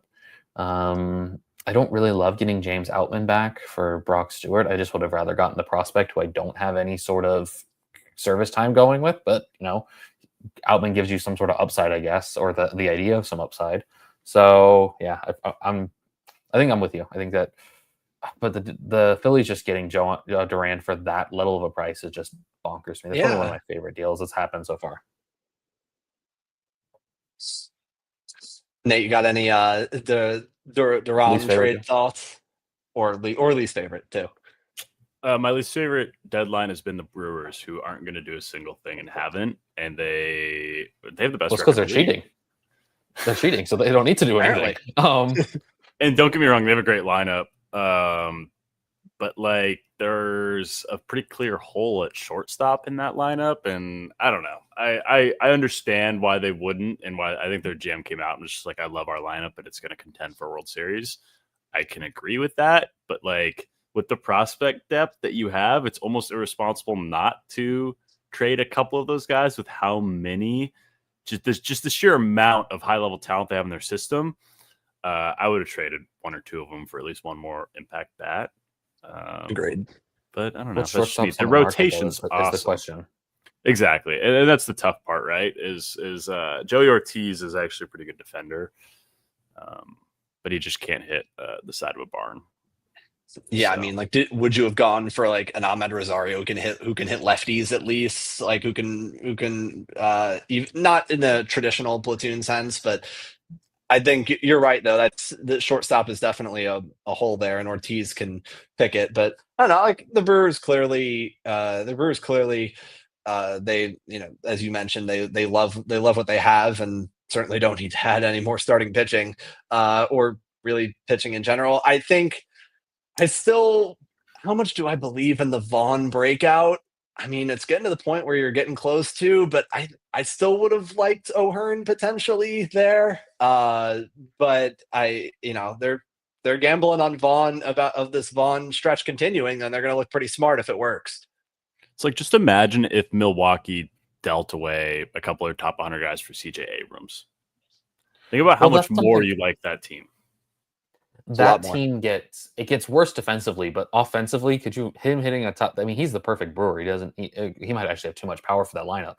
But I wonder if they would honestly contemplate trading some of their pitching depth, because they have, you could argue, too many starting pitchers. Like Nestor Cortez is going to be back. He probably would be back with any other team, honestly. I mean, they have Logan Henderson, who they just don't let play in the major leagues. Tobias Myers, Carlos Rodriguez, Chad Patrick. They've got upper minors depth to trade from if they really wanted to go make a trade. It's just, do they want to do the CJ Abrams sort of thing, which I think they should. That'd be a really fun deal for everybody involved. But there's no real obvious place for them to upgrade outside of shortstop. I mean, third base to move Caleb Durbin into a better what do you call it? more like healthy for him. I don't know why I said healthy. Better spot for him is a bench piece, but I mean they don't really need to do that. So send Henderson and whoever the Washington wants as a bat and go get CJ Abrams.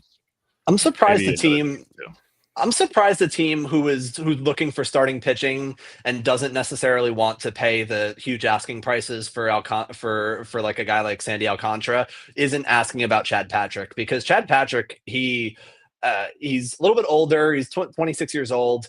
And he's a guy that for 15, 16 starts this year was legitimately good. And he's simply making starts in AAA now because they just have no other, they just have no spot for him. So I'm surprised that one of the contending teams hasn't called to try and make a move for a guy like Chad Patrick, who isn't super.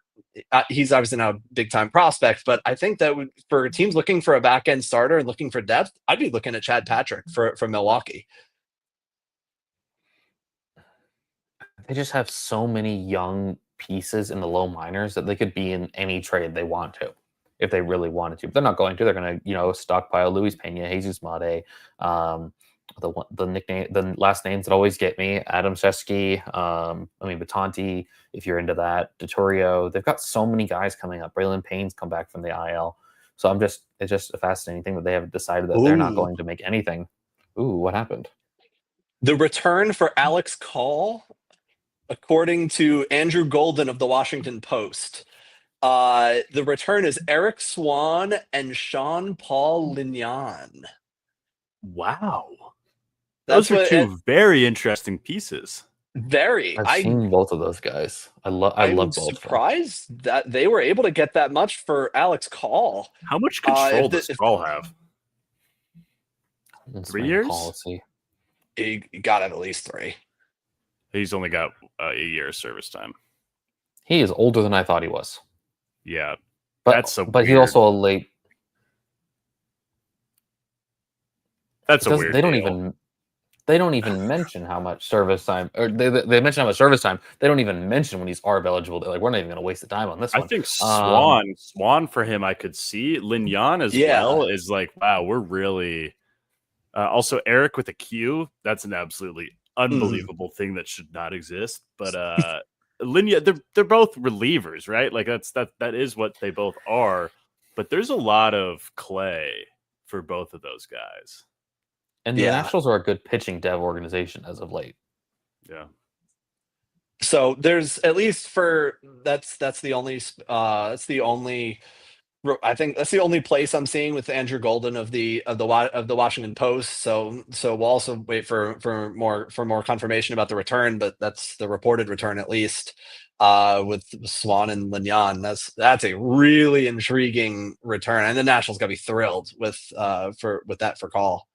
Two pretty high upside guys. I'd be pretty upset if someone was lying about trading Eric Swan. Like that just doesn't feel like a thing. But I just haven't seen it anywhere else, I guess. Lignan's got one of the nastier changeups you've ever seen. Yeah. That is like one of the best changeups I've ever seen in person. Adam Jude of the Mariners is reporting that it appears unlikely that the Mariners will swing another deal in the final hour before the deadline. We're still waiting on Houston and a starting pitcher, which seems like it's going to get done. But yeah, I mean, there's so much smoke with Cease, and does Bryce Matthews is like I think it's possible Matthews could be the guy that goes back to San Diego in that deal. I don't think that's insane. I mean, I'm also not. I think that's more of kind of how I think about Matthews compared to how some. I know Pipeline's got him as a top 100 prospect. I don't think he should be anywhere near that. But I think. I don't know. I'm interested. I'm intrigued to see where that goes, and if the Astros would be willing to make that move. I mean, I guess they. I don't know. I'm just Matthews. Not a big Matthews fan, as you guys know, but maybe for Cease, we'll have to see. I mean, there's another like Mark Feinsand just reported the Astros are pushing hard to acquire Dylan Cease, and he's the top target. So. seems like this is the Astros are they are locked in on Dylan Cease right now. That's who their guy is. That's who they want. It's just a matter of if they can get the deal done in 45 minutes. But again, we've talked about it before. I don't know why the Padres feel forced to. I don't know why they should feel forced to trade Dylan Cease at this point. It's kind of confusing to me.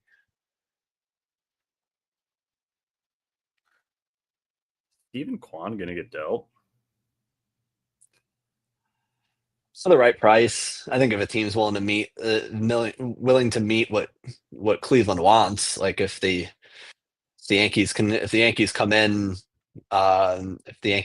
with a, imagine if can you imagine Cleveland an outfield of Spencer Jones, Jace Laviolette, and Nolan, and I mean Nolan Schubert won't play the outfield, but just funny to think about with the no hit tool and just shoot for the What the stars Twins have type of going right now. swings.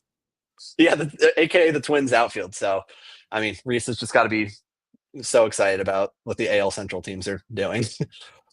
I am so excited. I mean, honestly, the Tigers are making very small trades, but not they're not giving up any prospects of value for them, which is good. I don't really see unless someone's sneakily available that we don't know about. I feel like that's the only way that we.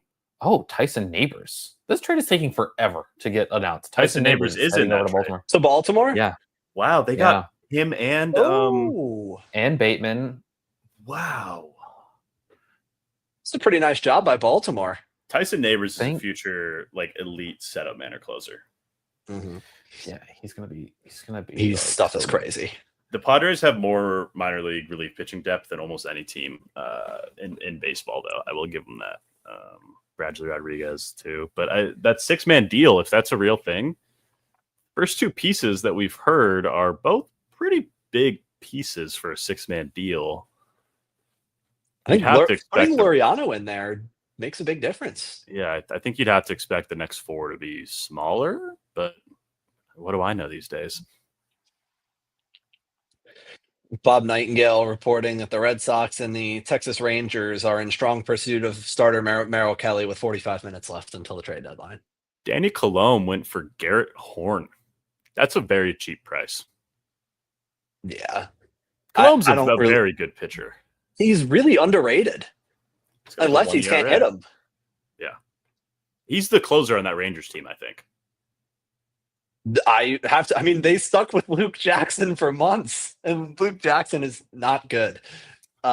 He's by far my favorite reliever on that team. Rangers have too much. I think the Rangers have too many needs to contend. I understand you have DeGrom and Eovaldi. I thought it would have been interesting for them to sell a piece or two and rebuild a little bit. It's hard to do that when you win like 8, when you have the expectations that they did coming into the year, though, and you rip off like 8 in a row leading up until the deadline. Like, I mean, your fans are going to riot if you do that. Like, and we don't want to, of course, you don't want to make decisions based on what fans think. But at the same time, what does that say to the guys in the clubhouse who again, they beat a lot of bad teams. So I think that's the biggest part of this win streak for the Rangers. They beat up on they smoked the Braves. They crushed them, that the Braves are just clearly checked out and done. And so they beat up on a lot of bad teams, but at least I can understand like kind of, I don't know why they would, I don't think it's smart for them to go for Merrill Kelly though. I think if you want to make that, I don't know. That's my opinion as well. Rangers got Kelly. The Rangers got Kelly. Yeah. I'm looking for Bradford. Tweet Yeah, too. let me know if you see that. So Greg is asking how the Padres top 20 is looking, Reese, and let's do a quick exercise. Let's rank 20.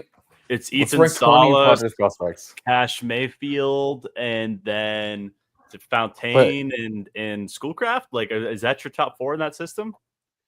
Oh my god, that is such a bad top 4. Like, that is horrific. Humberto Cruz. Who's the guy who's in the Midwest League throwing 100? Mendez. He's interesting. I was not ready for this. Oh God, I have to re-rank prospect. I have to re-rank team prospects here soon. That's Oh my fine. God. But the Padres have relievers in their top 20 at this point. Is where Oh, we're they have at. relievers in their top 5. They have. I mean, Tyson Neighbors was probably a top 10 guy, and Bradley Rodriguez a top 20 guy. That's never a great sign. Rangers got Kelly per Gambo 987. I don't know about this Gambo 987 guy. I'm gonna have to do some fact checking here. I'll fact check. I have not. I do see that tweet. The report is from a sports talk radio host in 98.7 FM Arizona Sports in Phoenix. That's the source there. He is reporting that the Rangers are closing in on a deal to acquire Merrill Kelly. It's just not a needle mover. I'll wait. It's just not a needle mover. I'm sorry that I'm hating on this Texas team. And this isn't my Mariners bias, because I actually think that Houston's better than Seattle right now. And I think a lot of Mariners fans wouldn't be so keen to admit that. But, like, your playoff rotation, DeGrom, Eovaldi, who are obviously great, and then Merrill Kelly. Can I be honest about something? The Rangers should have sold. That's what I was just saying. They should have sold off for when I was going and using the restroom really quickly. Yeah, that's what I was thinking. I was like, Nate's right. They should have just sold off pieces. Like, DeGrom should have been traded. Get rid of Garcia and DeGrom and Eovaldi and rebuild your pitching rotation with a really good young core of bats. Guys, they're tied for a playoff spot. They've gotten red. I understand. I agree with you that if you're looking at the long term aspect, like saying that you should have sold, like I think it would be better for that roster. Yes, I agree. But they ripped off 8 in a row. They didn't have a great series against the Angels. They're tied for a playoff spot. I don't see how what kind of message that would send to the team, or I think that'd be tough to sell to the team and the fans. And yeah, that shouldn't matter, but it does. But it does, I think, to some front offices. And I don't think they should go get Merrill Kelly. But if they want to go for little like needle movers, like a Danny Coulombe, I'm okay with that. But I think if they give up any assets to get Merrill Kelly, I think I'd be out. Just see what happens. Like if you want to stand pat, I'm okay. But Merrill Kelly is going to be like Cody Freeman and Friends. Like it's not going to be a needle Cody mover. Freeman. I would be surprised. God, I love Cody Freeman though. Honestly, so do I. Free him. I could talk Cody Freeman for hours. I don't know. I think you are right, Will. I think in my head, I'm always thinking towards the future, and when's your best 3-year window, and they would have had a better 3-year window if they made some selling moves. Totally. Oh, we have the return. Oh my God, it is huge. Boston Bateman, Cobb Hightower, Victor Figueroa, Tyson Cobb Neighbors, Hightower's Brandon good. Buttersworth, Tanner Smith. That is 4 of their top 10 prospects ish. AJ Preller, man. I'm going to do a totally new top 20 this weekend. Wow. They've traded 10 of their top 20 guys. They traded all 20 of the 20 guys, it feels like. This is the craziest deadline I think I've ever seen from one GM. One specific GM. Salas needs to be God's gift to the universe for this to work out. Gosh. Wow. Salas. It's like, yeah, he's a catcher, but he can't hit like consistently enough. I mean, if they would have developed him in a more normal manner, maybe he might have actually been something, but that's crazy. It is John Morosi, so it might be it's 95% accurate, but yeah. Mm-hmm. I'll wait for the Jeff Passan tweet. Johnny asks, are the Angels making another move? Did they win yesterday? Let's see. They did not. They're day to day. So I thought they did win. I thought they won yesterday. I'll check in. I thought the Rangers won to not get swept yesterday. Yes, the Rangers did. 3-6. And Rangers got Merrill Kelly. Jeff Passan. Thank you, Ball with Bradford. Good tip there. Good shout. Do we know who they gave up? Sorry, Willow. Not yet. Yeah, that'll be an interesting one to see. If they gave up any real pieces from Merrill Kelly, I like the Freeman and Friends. I like the Freeman and Friends offer. Let's see. The Red Sox keep doing nothing. Tigers traded for Paul Sewald today. Tigers got a Adding to couple the good bullpen. relievers. They did, and Chris Paddock's And again- back. The league doesn't want to recognize that Chris Paddock is back, and it's really bothering me. We're in a group chat with a bunch of Mets and Cubs people, and they were like fighting about Cade Horton earlier, which I would trade him for Mackenzie Gore. I want that to be known on the record. I think that you are silly to think that you would not trade Cade Horton for Mackenzie Gore, but that's neither here nor there. And yeah, I just wanted them to know Chris Paddock's back. Chris Paddock is everything that we wanted. I wish Tigers need to make one more move. They need to make a right-handed, I was about to say utility, right-handed bench piece. I'm going to say this right now. The Padres have made my 2 least favorite trades this deadline. Despite them going all in, I think it's 2 overpays. 2 of the most egregious overpays of the deadline so far. I don't know what you guys think, but we are the Victor Figueroa website. Smada loves him. I think Smada likes him more than he likes me. But yeah, it's a massive overpay for 1 rental and 1, 2 years of control for a left fielder who's like finally had a good season. It's just a weird, move for them. I really want to know what this Merrill Kelly return is, because that really, it kind of, really changes things for me. I cannot believe that the Padres have given up half of their farm system, half of their top 20. They've given up their entire farm system. It's Ethan Salas and Cash. It's Cash Mayfield at this point, if we're going to be 100% honest. it's Chris Schoolcraft in 4 years. He won't be a Padre in 4 years. He will get traded. True. That Alex Call deal is still nuts. I mean, he has so much control that Fangraphs doesn't list when he's a free agent. Yeah. I can't believe some of these trades that are happening right now. Where's Sandy going, man? Where's Sandy and Cease? Where was Cease to Houston? I thought was really about to happen. I get told every 15 minutes by the national media that he's going to the Astros. The deal is not done yet, but the talks are heating up for Dylan Cease. I mean, yeah, we've literally heard it for the last hour between between Cease and the Padres. But again, I don't want to bring it up another time about why with the whole Cease thing, and you might as well just do it at this point. But yeah, I think Sandy. I think the Cubs, maybe the Red Sox. I think Alcantara's pitched quite well over the last 4 or 5 starts. I think that's pretty notable. So I think I'm a bigger fan of Alcantara, even though the year has been really bad. But I mean, lately it started to pick up a little bit, and certainly has the stuff that a team I think eventually will pay up for. I think the Marlins are just holding on to the last second for the best possible offer they can get, because they got to move them.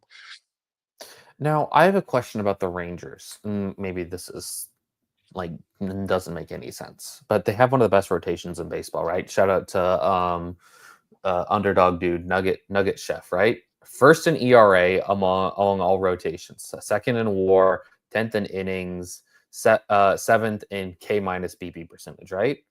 They don't need a starter unless they're going to add Merrill Kelly and put one of Kumar Rocker or Jack Leiter in the bullpen.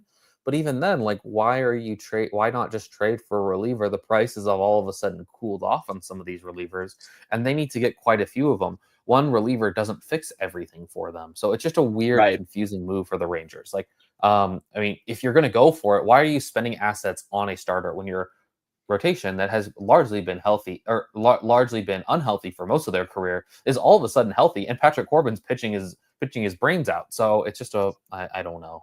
I'm trying to understand this move, and I just can't. I can't wrap my mind around what the Rangers are doing. I think it's really bad pitching asset management strategy to go into the playoffs with a bad bullpen. What's the point? What's the point of doing it if you're relying on Robert Garcia and Sean Armstrong and Hobie Milner for your and John Gray? It's ridiculous in my opinion. Oswald Peraza to the Halos. Wow.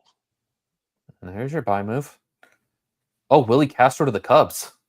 Oh, we're talking. Is he playing There third? it comes. I thought Matt Shaw was doing good again. Is that just your super utility? He just fills in wherever someone needs a day off? Yeah, I guess so. I mean, I you love complaining Willie the outfield Castro. ones. I I think think Willie Castro that's a might be one of winning the better player right moves. there. Yeah. I'd be curious to see How that. much control does he have? You got to think it's Owen Casey, because if there's one thing that the Twins love, it's their outfielders who can't consistently hit. Well, the Twins So need someone who can immediately play because they currently have 17 guys on their roster. They have games on their schedule that they need to play. Well, they can't. Their AAA guys aren't going to be able to move fast enough. It's just simply, I don't know. If Emmanuel Rodriguez can't stay healthy for 3 weeks as well. Carson McCusker is the new 4-hole over there.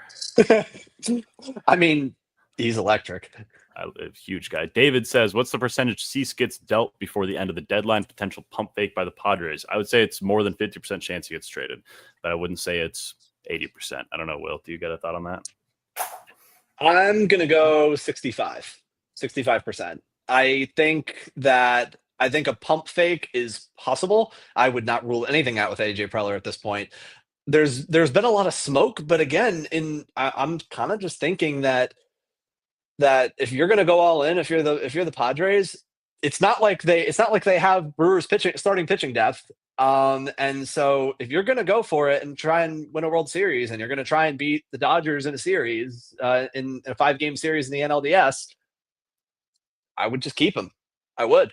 So you've already gone this far down the road. You trading, and even trading with the Astros, and even getting a Bryce Matthews, or like, I agree with what Reese said earlier, that I would think about it if it was Jacob Melton. But I think ultimately, I think that the Padres should hold on to Cease, and I guess we'll see. We'll see what happens. Can I tell you guys who is going? There are 2 players that are guaranteed under contract next year for the Minnesota Twins. Do you guys want to guess who they are? 2 players under contract. One's a hitter, one's a pitcher. I'll give you that. Now, there's a bunch of ARB eligible guys, but we're not counting those right now. Who's been extended on that team? Minnesota. Well, Buxton's got to be one. Buxton's one of them.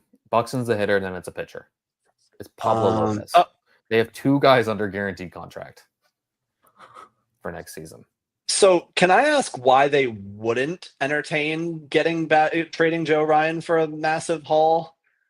I think they should have been entertaining. Oh, never mind. It's Morosi. Never mind. Ignore that.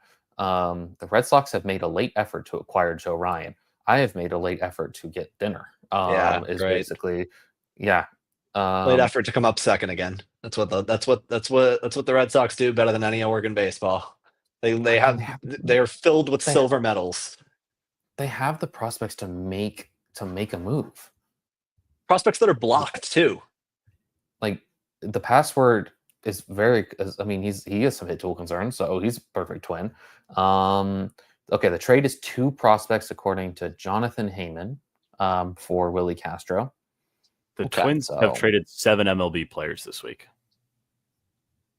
And they might as well make it 8. Or Ryan's where they draw the line, apparently.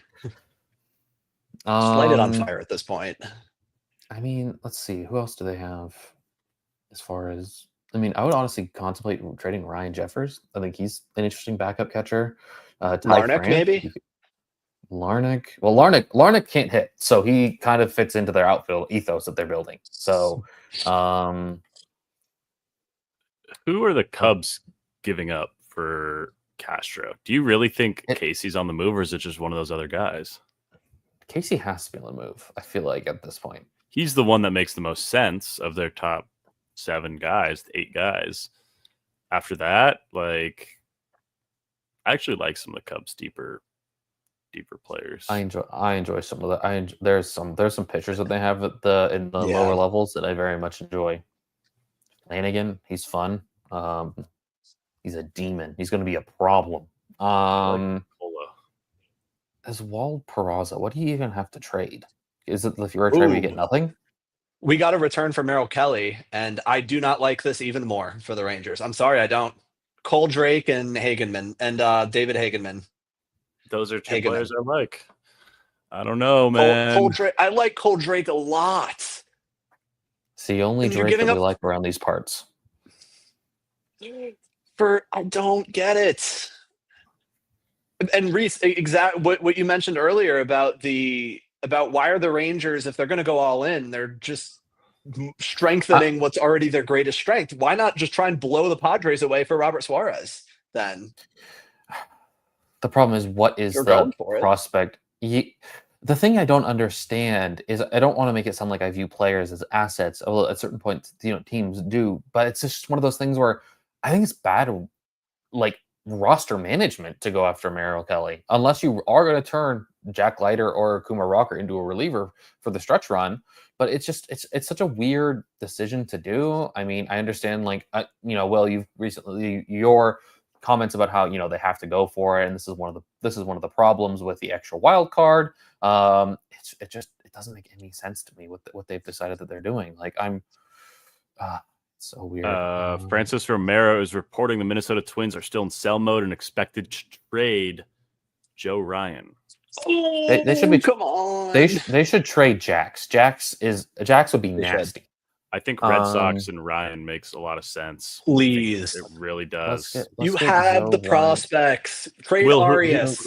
What's the trade there? Let's talk about this for a second, because this is one of those high profile trades. The password. Password. I'd trade Arias. I'd trade. You got to give up one of the lefties, right? So which Early or Toll? I mean, I think I'd prefer to give up Early there. I mean, if you throw Tolle into the mix too, then you're getting close to where I think then I think you're teetering on the edge there. But I would give up. I don't know. I think the password Arias, and Early maybe. No, if you give up the password Arias and Tolle, I think you're still happy, Will. I think because your MLB team is so dang good, and you can develop guys.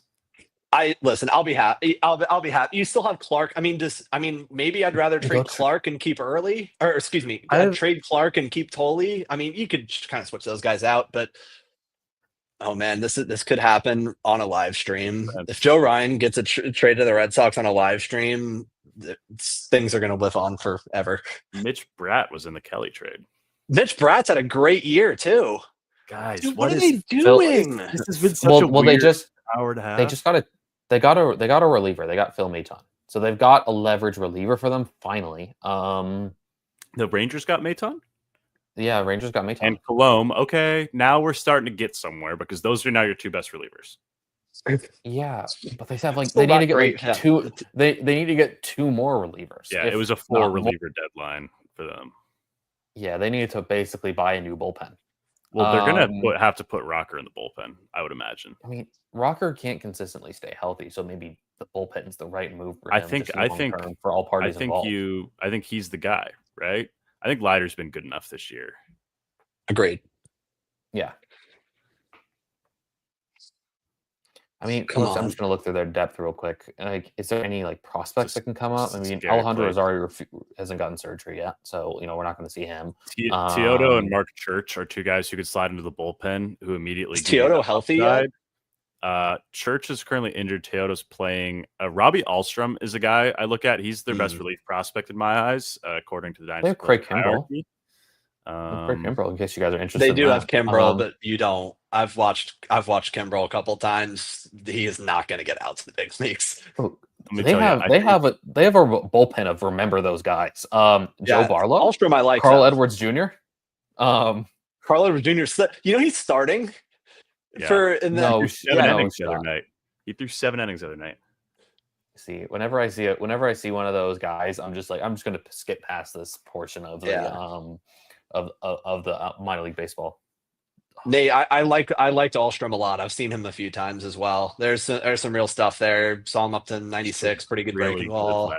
Really good lefty. Me and him have been talking. We're gonna do an interview with him soon. He is a Eugene native as well. Played community college baseball in Oregon.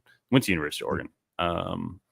But man, yeah, he really good lefty there. They actually have good relief prospects, but it's just none of them are quite MLB ready, in my opinion, right now. But you could say that about the second half of their bullpen. Jacob Latz, Luis Carvalho, and Caleb Bushley Who's Caleb? I mean, Bushle's like a swing man, like a I don't know, like a Cooper Criswell type of Red Sox arm too, where he just comes up to give you 4 innings and then he gets optioned for a fresh arm. He's that kind of guy. 6 pitches. I kind of like it. Signed for $1,000 in 2017. Yeah, I think he only throws like 92, maybe. I don't know. Where's this Joe Ryan deal going down? You guys see Fox Sports posted the deal and then deleted it? No, I didn't see that. I'm seeing people talk about it, but oh man, I can't believe the Angels had to give up something for Oswald Peraza, who I liked as a prospect. I thought he was going to be real good. Who did they give up? Wilberson, DePena, and international bonus pool money, which is interesting because the Angels do kind of okay in the international bonus pool space. They do. Actually, the only place that they do anything in. Well, drafting guys in the first round and then getting them in the majors, they're prolific at that. Their first round conversion rate's nuts because they just start there. That's just Christian Moore is he rehabbed yesterday. He hit 2 doubles. A shout out to him. Blue Jays are making a late push for Stephen Kwan. Oh, okay, whoa! Yep. Yahoo Sports just announced for Morosi. Announced what? They just posted that the Red Sox have acquired Joe Ryan per Morosi, but Morosi himself has not put that out there. Oh, jeez. But we're on close watch.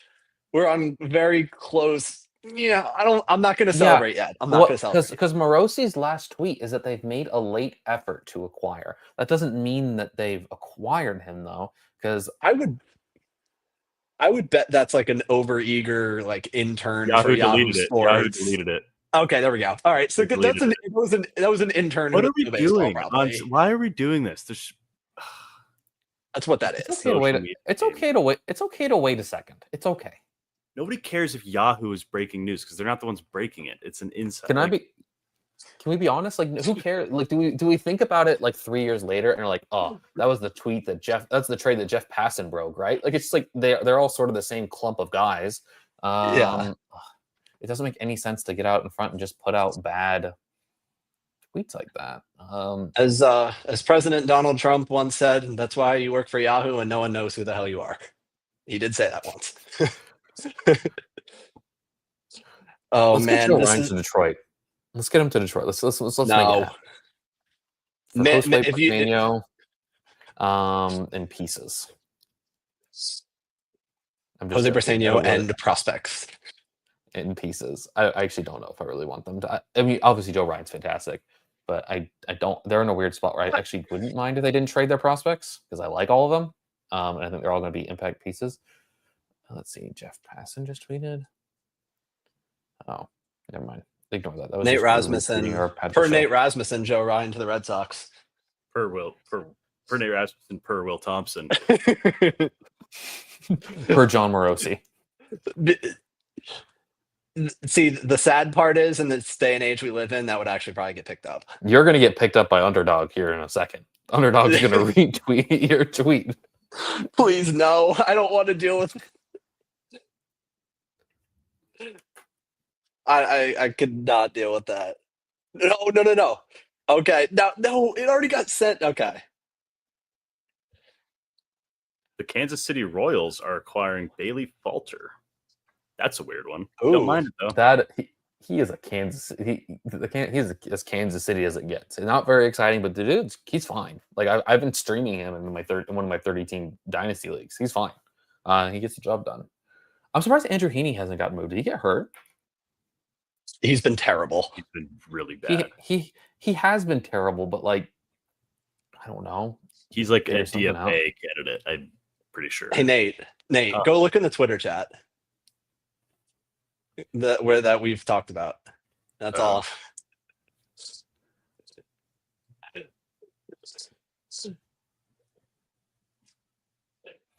Oh, I told you! Don't throw me into that mix. Into the. Sorry, Will. That's. The Reds got a Miguel Andujar. I was telling you guys, they're Miguel Andujar away from being a competitive team. I'm sorry, Will. Did I delete it like everyone else has been? I don't know. Add to the mystery. Oh, someone just called me a dumbass. God damn it. All right. I'm deleting it. It's about damn time.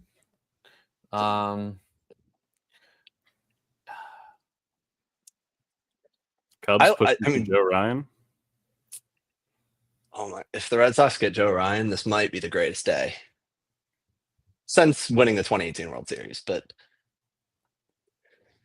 so, all right. So the Royals are buying. That's what we're doing.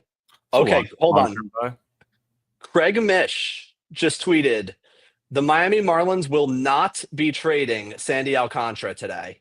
He'll once again be the ace down the stretch as the Marlins keep pushing this season and developing for the future. So per Craig Mish, who is definitely plugged in with the Marlins, I believe anything he puts out about the Marlins. Sandy Alcantara will not be on the move from Miami. The Pirates are hanging on to Mitch Keller.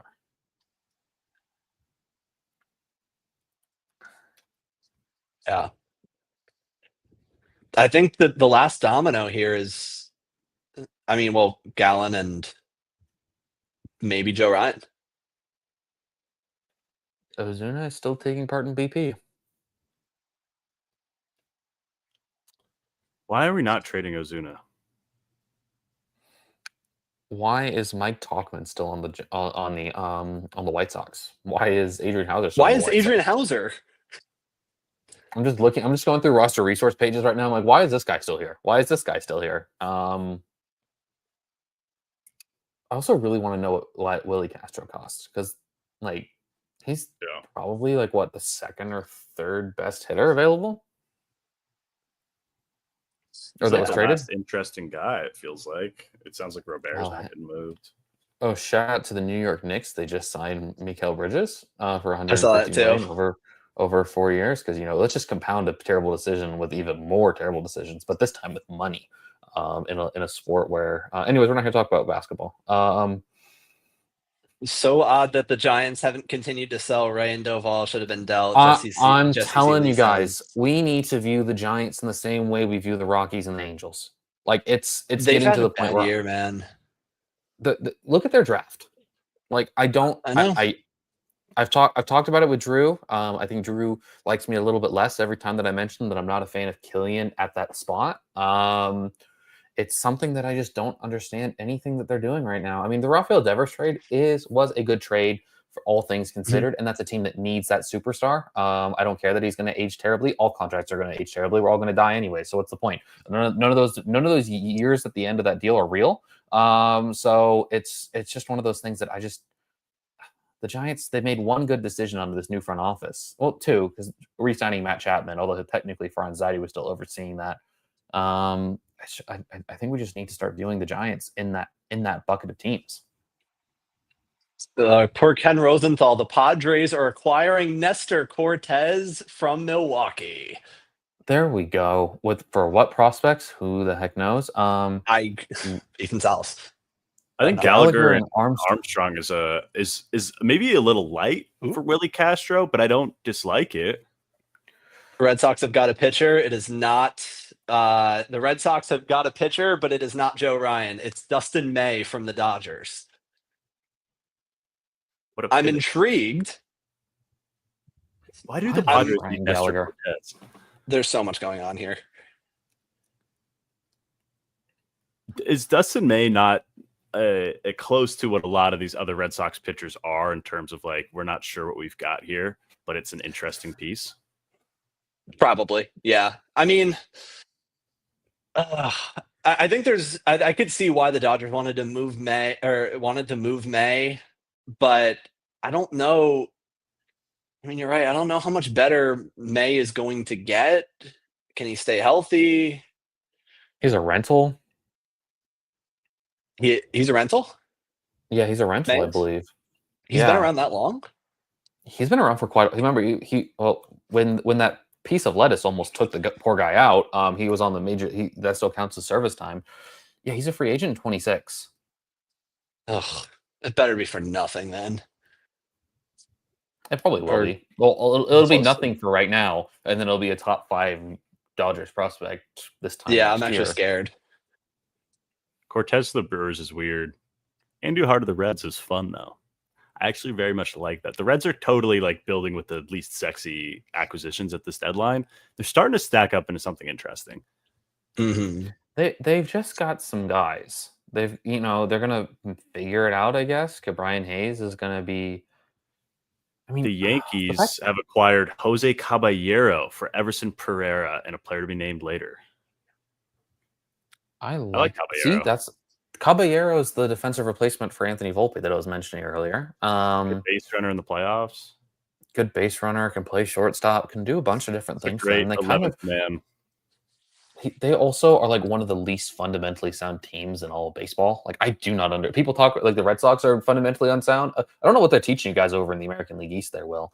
Yeah. Like no base running is taught. Not that I want to sound like I'm an old man or anything like that, or like an old head, but it's one of those things where Caballero's good, and for Everson Pereira, who is fine. Everson Pereira is like low end fourth outfielder. There is some tools there. I loved Pereira more when he was younger, but I think he's striking out close to 30% of the time in AAA now. So it's again, I think it's fine for what the trade is for Caballero, but I think Caballero is a really valuable piece for the Yankees. Can play in a bunch of different positions. He can run as well. I think Caballero is a nice fit. And I think the Yankees they haven't made the huge splash wow move, but Brian Cashman's made I think 4 or 5 really good shrewd minor moves that can help put together a contending team. Again, I guess they probably won't get a starter, but there's been a lot of good, like the little holes. Cashman's done a nice job plugging, and it looks like Brandon Lockridge going back to Milwaukee for Nestor Cortez, which is the most Brewers that just screams Brewers. Brandon Lockridge does. Callan Moss and Evan Sisk to the Pirates for Bailey Falter. I don't hate that return. I think that's actually a pretty good deal there. I like Sisk. I like Sisk quite a bit. I think Moss is cool too. Didn't Doc interview him? Doc and them just had him on the Dynasty Dingers podcast. He seems like he's a nice guy. Interesting guy. He's taken a step forward up in the base running department. Sisk is a perfectly fine low leverage reliever. Honestly, I'm surprised that the what is it called? The Royals didn't ever give him a real chance there. I mean, I guess Lockridge for Nestor Cortez is a trade that you can make. Maybe it's some insurances in case the Astros do blow away the Padres, but I don't know if the Astros have what it takes to blow them away unless something is better than we think on the table. Yeah. I mean, we're looking at a rotation of Michael King, Nick Pivetta, Yu Darvish, Nestor Cortez. Is Joe Musgrove coming back this season? No, he's not. It's no. Tommy John. So yeah, I don't know. This is an interesting. Maybe Nestor Cortez is like a 3-inning reliever for them. For Lockridge, is not much. Yeah, I mean it's not much to give up. I think Cortez can be in that he slots in as the 5 there, right? They have like 4 5s now. They do. Odd. Yeah, but they're collecting 5s like in what's his name in Avengers. You can tell I've seen the movie. Adrian Hauser. Taylor Rogers to the Cubs. Rays. Yeah, Taylor Rogers flipped. I want to know the May return. Rays getting Hauser. I guess he's a starter that the Rays. I mean, the Rays are out of it though at this point, frankly. So Rogers to the Cubs is a really good one. That helps solidifies that bullpen with Porter Hodge coming back up. Mm-hmm. Bill Maton official to the Rangers. It looks like they needed another. The Cubs needed another lefty. No way. I mean, he's like 34.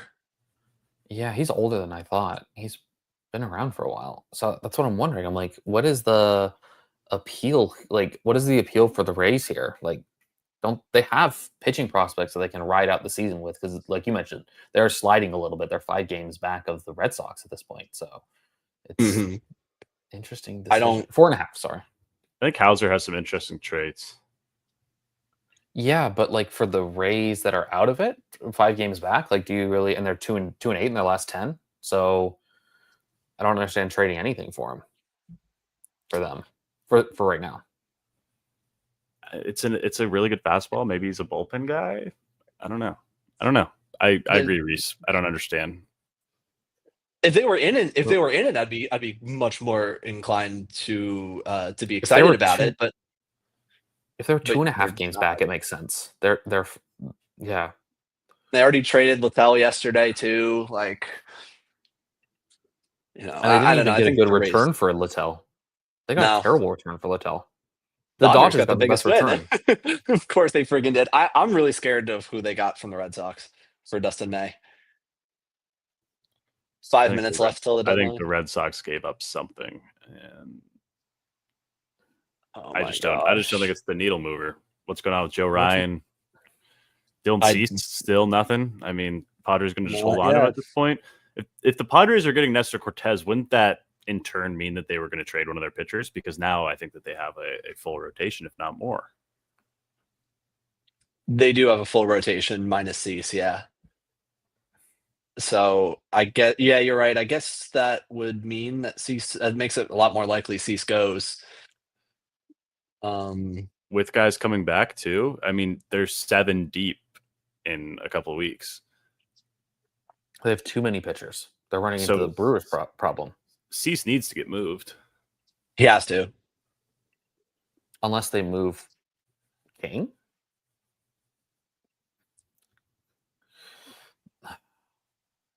I'm surprised. And also Bob Nightingale put out that it sounds like Zach Gallen's going to stay in Arizona, which I don't really get. But although Arizona's pitching, like upper minors pitching, is so bad that they honestly might not even be able to get through the year. So the comp pick might be more valuable to them than whatever sort of bad return they were going to get. Because it's not like Gallen was lighting the world on fire. Luis Robert not going anywhere for Feinstein. That's Luis Robert's got to be so upset. Whoa. What? Adrian Hauser for Curtis Mead. Now, do I think Curtis Mead is any good? Probably not, but he at least gets a chance. The White Sox. He's a decent player.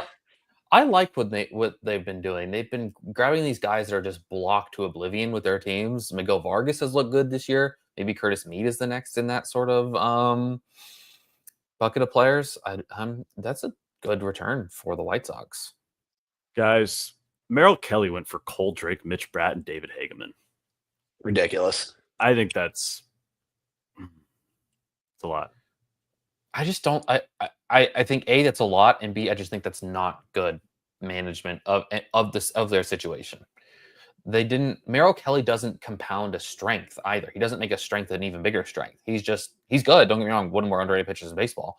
But okay. I thought that. Never mind. I read that thing wrong. But it's just weird what the Rangers are doing. In case you guys were wondering, Robert Hassel got called up. I thought that it got traded. But I was like, I don't think anybody would want Robert Hassel. Okay. Also, like, if on the Rangers end, if you were going to go for it, wouldn't trying to get a guy like Eugenio Suarez be a lot more of a, like, that would help serve their need a lot more, which is, they've not hit well this year at all. They've hit a little bit better lately. Corey Seager has been phenomenal for the last 6 weeks. But I think if they were going to go for it, trying to use those assets they gave up way more for Kelly than they would have had to for Suarez. So I'm not sure. I think that I agree. I think that trying to address their needs would have been a lot better. And, they helped their bullpen a little bit, but the bullpen's still not great. You're just kind of hoping with Maton being in there as well. I like Ryan Gallagher for Willie Castro. I think that's a good deal for the Twins. I wish that I was thinking the Yankees have acquired Camilo Doval. Oh man, that's a fun one. That's going to be a package. Who do the Yankees even have to give Spencer up? Jones. Spencer Jones. Watch Spencer Jones. He would only get traded for Paul Skeens. He's only for Paul Skeens, apparently. And Spencer Jones didn't go to University of Tennessee, so we need to find out if there's any University of Tennessee Tennessee players that in the Yankee system. It's got to be like Rodriguez Cruz or Ben Hess in there, right? Yeah. I mean, realistically, Carlos LaGrange could be in that deal. You think so? I think we're higher on him than everyone else. Well, that's because we're smart. We are the best. You're right. But like Elmer Rodriguez Cruz and I don't know who else at that point. It's got to be one of those couple pitchers. Counterpoint. We'll see what Buster Posey. I don't know. I don't trust a whole lot what the Giants are doing right now. Like we'll have to see. I mean, when this return comes in, although when you look at this Yankees bullpen right now, it went from an absolute horror show over the last few weeks to becoming really friggin' good very quickly. I mean, you got your back four of Weavers, Bednar, Doval as well, and so that's a really good bullpen. And Weaver too. Weaver takes the pressure off him from having to save them every night. So that's it. I like it. Spot Track has Joe Ryan with a Red Sox logo next to his name. I just want to put that out there. Well, that's not true. The deadline is passed. So Pirates got a breath hour for Taylor Rogers. That's a good player right there. I like that trade.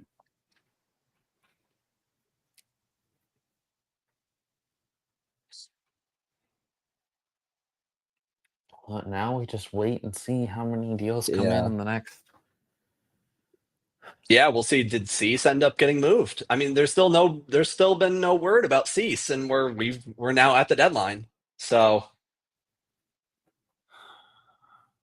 hold on to your butts, ladies and gentlemen, because I don't know. The Nats did not trade. Griffin Jack. Wow, the Rays are going for it with control. They're going for it. That makes sense to buy. The window's open. To buy on Griffin Jacks because you get a chance to get an elite reliever. Right. They have so many good relievers already, though. Like, I'm surprised they they on trade. trees.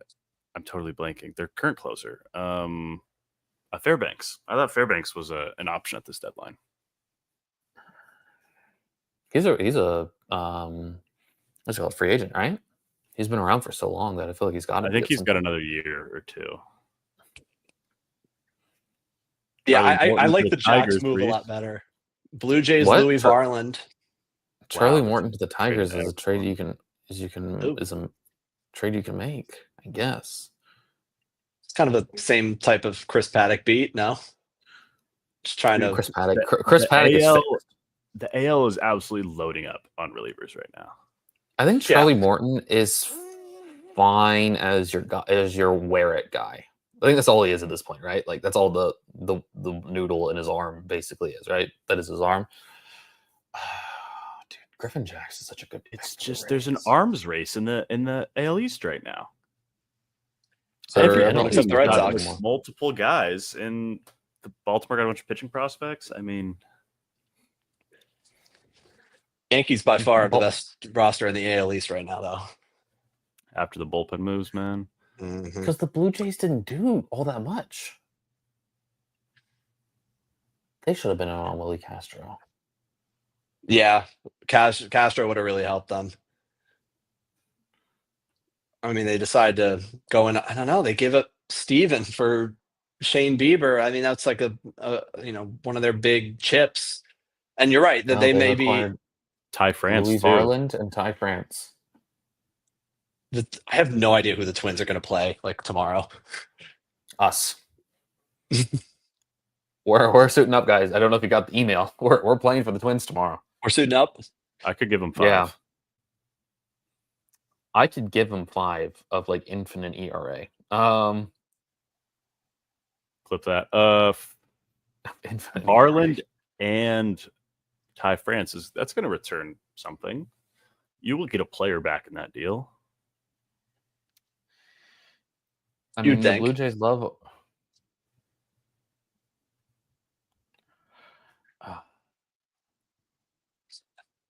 I'm so disappointed. I was so excited for Joe Ryan for a second.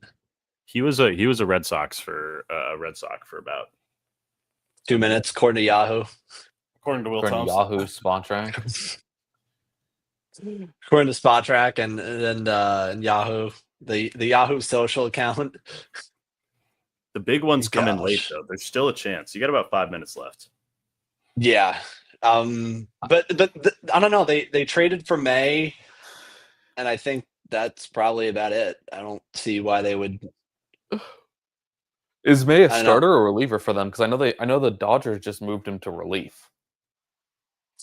Let me think. I mean, he's probably a starter. He's probably better than Richard Fitz, so I'd start him. But in the postseason, hypothetically, if they make it, he's probably a bullpen. He's probably a bullpen piece. I'd say he probably slots in at the five spot. Whoa, the Dodgers are acquiring James Tibbs.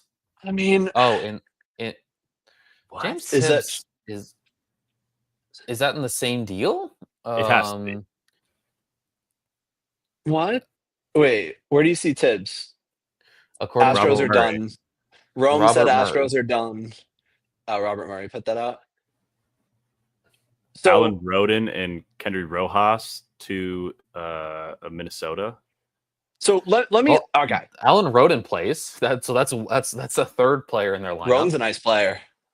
So Rodin's- the Red Sox. So Tibbs was the big. Let me get this straight here. So Craig Breslow trade the big prospect that they get back is James Tibbs, and they flip him for a friggin' rental. Dustin May. Kyle Harrison better be damn good. Who's Kyle that reliever? Harrison- You guys got a reliever too. Jose Bayo, congrats. In a 20-year-old in the complex league. So you traded for James Tibbs as your big prospect for Rafael freaking Devers, and you flip him for a rental arm. That is unbelievably embarrassing. You're getting raw emotion. That's a joke. That's terrible. Just absolutely awful. So, and especially all right, and then if you're gonna move May into the bullpen, Taj Bradley for Griffin Jacks? That's a weird one. I mean, that's the Rays so have kind good. of given That's up so- on Taj Bradley. So that's why they got Adrian Hauser. They like Hauser more than Bradley. I don't blame them. I'm surprised the Rays couldn't figure out Taj Bradley. You have to get more than Taj Bradley for Griffin Jacks. I think Taj Bradley's issue is the breaking ball. It's too weird. It's like not. It's like trying to describe how it looks is it's not great, but it's too loopy. I guess he needs like a tighter, firmer breaking ball, and I'm surprised the Rays couldn't get that out of him. Maybe he doesn't want to throw it. Maybe it's a certain point. You can only blame the player so much, or blame the team so much. Maybe it's a player issue there. I can't. I mean, James Tibbs is fine. I think in a vacuum, He's been if terrible James since Tibbs, the trade, though. yeah, if James Tibbs wasn't the return for Rafael Devers, I would think it's a fine deal, all things considered.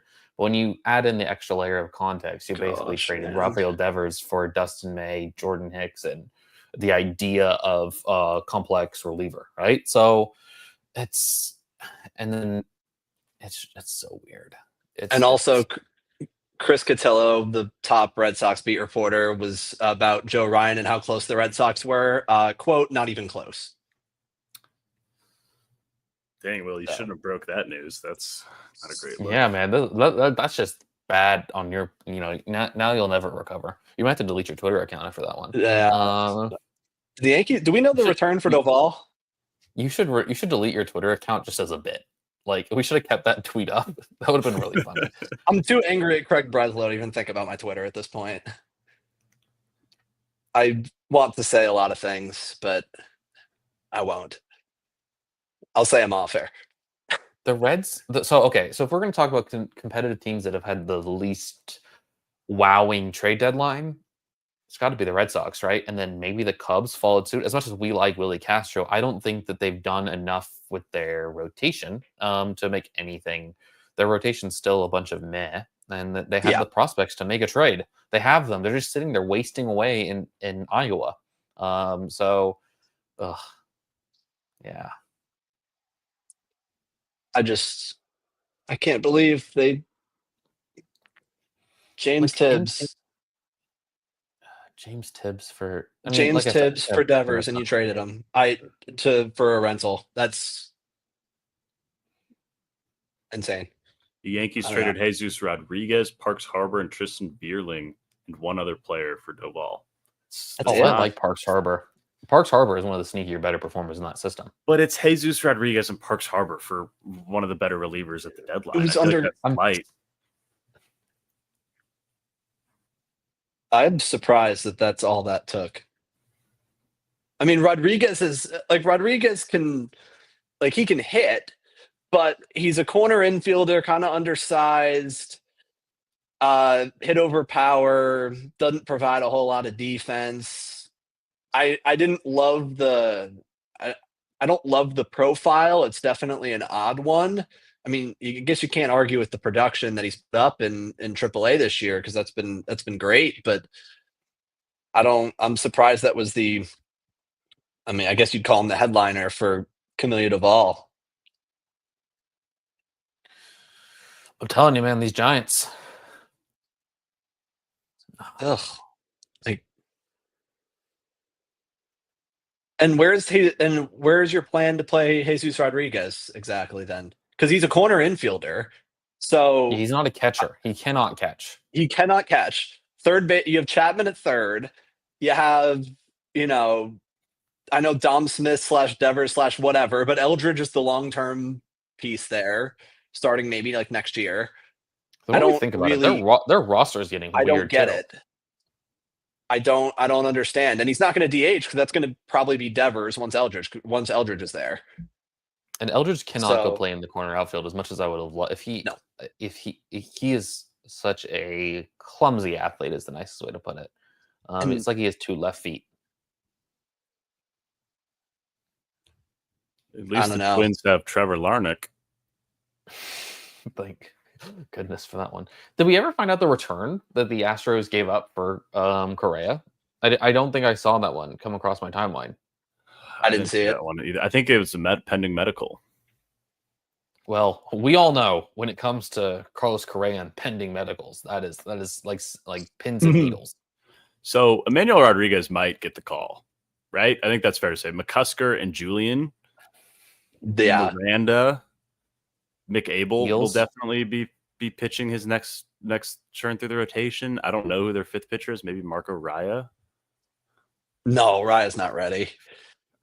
I mean they just started like Ole, like the Ole guy, like Pearson Ole. Yeah, like I mean he started their last outing. Raya's been really bad in AAA. You're right, Willie. Yeah. They finally stretched Raya out from being a 4-inning pitcher, and it's not been pretty. He wasn't really doing that well in 2 innings. He wasn't doing well in the once in the lineup sort of situation to begin with. He was struggling to get hitters out no matter what inning it was, and no matter how many times he faced them. Eels. They're like Eels is interesting. I'm rooting for Eels. Indie ball guy. Yankees had a great deadline, man. Poor Byron Buxton. He loves Minnesota. But Byron Buxton said he doesn't want to get traded. I think he has a no trade clause too. Yeah. I mean, Minnesota's nice this time of year. I find it interesting how. So it seems like the Joe Ryan smoke was not real, from what it sounds like. I don't know. Morosi was the only one going about on that, and no one else was. And Morosi following him up, and often wrong. Seldom in doubt about it. The Padres have 7 starters. Yeah, so they kept Cease. So what's the rotation? Well, this year it's going to be a fun 3 months. Is Darvish pushed out of the playoff rotation? Maybe. Darvish was really good last night, so maybe he's starting to turn a corner. The Twins have given up. I mean, the Twins. The Rays gave up a lot. Cal Steven, Kendry Rojas is probably their 3rd or 4th best pitching prospect. It's either you like Kendry Rojas or you like King Moore. And Alan Rodin is just blocked. Like I think that's a really good. He's not a Twins player though. He can actually make contact sometimes. So, Late trade. Was there a late trade? Mike Yastrzemski to Kansas City. That's the most Kansas City move ever. We've said that multiple times now. Kansas City going for it, kind of, but yeah. Can there just be like, what did I say last night? There was just a meh trade. I think that's all that the Kansas City's done. I guess technically they've upgraded the back 5 spots, their 26-man roster, but like, does that really do anything for them? I don't see how they're going to overtake one of Boston or Seattle or Texas or one of those teams, and they're already starting 3 or 4 games back of those teams. And they lost their best pitcher. I don't want to look at the. Dubich Royals out for the year. When's out for the? What's the word on Reagans when he's supposed to? Their rotation right now is Seth Lugo, Michael Wacha, Noah Cameron, Bailey Falter. That is a Royals ass rotation if I've ever heard of one. In fact, that bullpen's not bad. I mean, I don't Randy really Rodriguez is now the best closer in the MLB. That's cool. You got that one, Nate. I've been saying he was. I've been telling everyone to pick him up. I said someday he'll be a closer, and it's going to happen this year. I'm just glad it worked out, man. Nailed it. He's not. Well, he might not be fantasy viable because how many saves are the Giants going to be in? Like, how many save situations are they going to? More than a lot of these teams we're talking about. That's a good point. Okay, so the Minnesota Twins are paying $33 million of Carlos Correa's remaining 103. Man, Bob, you gotta learn like the English language, my man. Bob can't spell Yohan Duran's name right. Bob has apparently the Twins are paying a lot. There's only $103.42 left on Carlos Correa's contract, but the Twins are paying $33 million of it. This dude has not figured it out. He just hasn't figured out Twitter in a decade. It's impressive. I honestly respect it. He's just like, I do not care. He could not care less about Twitter. And I mean, bro, you got Trevor Bauer wrong. Like back when people actually wanted him on your team. All right, guys, let's go favorite and least favorite trades to wrap this thing up. Okay, Will, I'll start with your favorite trade. Oh, favorite trade. There's so many I don't even know what's happening, but I'm pulling up an article. I'm doing an MLB trade deadline just to make sure I don't miss it. To make sure I don't miss any of them. Like my favorite in the sense of like that I like what both sides did, or I don't know.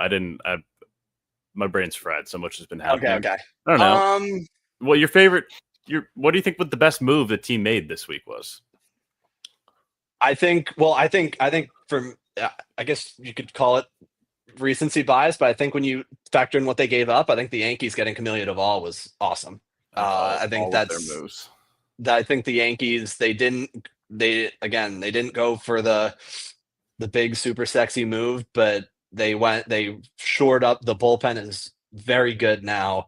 I think the offense will be fine. I think the Yankees had an outstanding deadline. They did a good job plugging the gaps on their position players. They gave Oswald Peraza a new scenery that he really needed.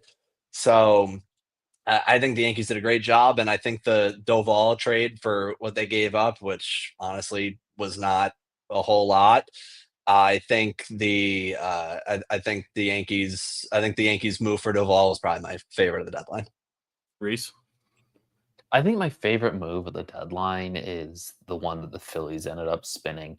Duran for Eduardo Tait and Mick Abel, considering some of the prices that relievers were going for, and controllable relievers at that. I think that is a fantastic deal for the Phillies. They get the closer, they get the lockdown closer that they need. They gave up 2 pieces. Tait's like really good, don't get me wrong, and Mick Abel's pretty good as well, but neither one of those are difference makers. They're not the top prospect in the system. Tait, maybe if you really like him, is the second best prospect in the system, because I do think he's a little bit more interesting than Aiden Miller, who's kind of mid and boring and doesn't really have like anything that really wows me anymore. Mm-hmm. But it's a really good deal for the Phillies, who, you know, Dave Dombrowski gets the reliever that he's been trading for his entire career. I'm going to go with Willie Castro to the Cubs. I know it's not the big, sexy starting pitcher that a lot of people wanted. only giving up Ryan Gallagher and Sam Armstrong for one of the best utility men in the game is just a great playoff move. Crushes lefties, can play anywhere in the field, and it gives you some insurance over at third base. So I really like that deal. But I do think all of the Yankees bullpen moves I would err on the side of the Yankees winning all of those trades. And then the Mariners did a good job too. What was the biggest kind of value gap in a trade that you guys saw? Let's exclude LDV and Mason Miller, because I think all of us are pretty close to saying that one. Reese, I'm going to go right to you. Okay, so when you say value gap, I just want to make sure that we're the most one-sided trade. Oh man, there's a lot of them. I mean, Cal Steven for Shane Bieber could look really one-sided the moment Shane Bieber does not pick up that option, which he's not going to. So yeah, honestly, I'm surprised Cleveland didn't do more to sell off. I mean, they're under, and I think in the next couple of days we're going to see some of their players be just held out for an investigation, which I'm not saying any of them did anything, but also there's they're going to have the same issue that the Twins are going to have, but they might not have enough guys. So I'm surprised they just didn't sell off pieces at the moment. So yeah, I think Shane Bieber for Cal Steven, that's kind of my biggest head scratcher. I don't understand the move there. Will? I think the biggest value gap for me would be I would have also I agree with Reese. I think that's where I would have gone. I think for my second, I really like what Baltimore did in the O'Hearn Laureano trade with Boston Bateman and Figueroa and that whole prospect haul they got back. I think the Padres gave up a lot to shore up left field, as well getting a big power bat with O'Hearn for a rental. So I think the Padres, they paid a lot, but I think the Orioles did a great job in that deal. So I think that was definitely a one-sided deal. I'd really lean towards the return that Baltimore got.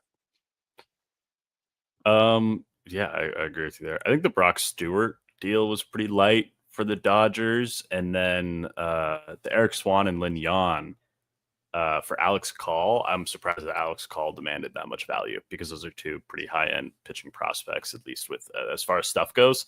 So the Dodgers were kind of on two sides of it. Those two trades kind of stuck out to me as what are we doing here? And then the Eugenio Suarez trade, honestly, I think the Mariners broke out of that as pretty clear winners.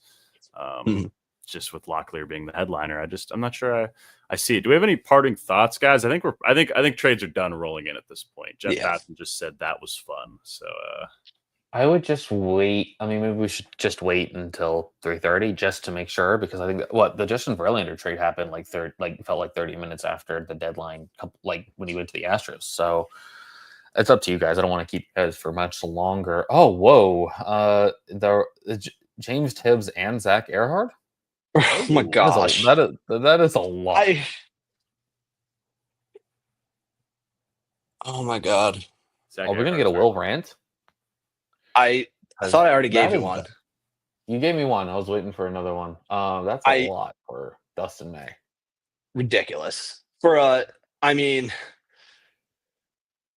Earhart's a guy I really liked in that system too. If it was I think a trade of just Earhart for Dustin May would have been fine. But you also gave up James Tibbs, who you just traded Rafael Devers for, and you humiliated yourself once again. So, good job. I think the Red Sox. I thought the Mats deal was good, but and I like that. But I think the Dustin May deal was awful. And we might have another deal. That's just terrible coming down the pipeline. Shout out to the rising star of today's deadline, John Gambaroda. The Diamondbacks are not done. Could be a last-minute deal involving an injured player. I don't know if that means anything. Oh, Brewers acquire Shelby Miller. That's what it is. Robert Murray just tweeted. Interesting. Not really, but kind of interesting. Interesting. That's such a Brewers move. They're like, okay, so we have to trade Nestor Cortez. Who could we get back in return? Who's very Nestor Cortez-y? Oh, let's do Shelby Miller, the reliever of it. The return for Griffin Jax was just Taj Bradley. I like Dodge Bradley a lot, but that's. I don't know. But if the Rays can't get the best out of, I know the ceiling's high, but if the Rays can't get the best out of them, I mean, it's possible. But I'm tired of people. I'm tired of this narrative going online that like this is what a trade deadline looks like when you know you're having a work stoppage. I don't really think we're having that work stoppage. I really don't. I don't think that. I don't. I just don't think that the 2027 season is going to be cut or anything like that. Especially when you look at all the teams that made trades for players that have years of control left. That narrative that I've seen on Twitter has been bothering me.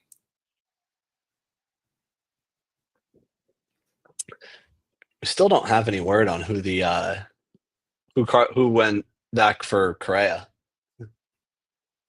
We did. Hold on. I think we just got it. Did we? All I do is ask. Matt Mikulski and Cash. Yeah, just Matt Mikulski. Oh, lefty arm. I saw him in college.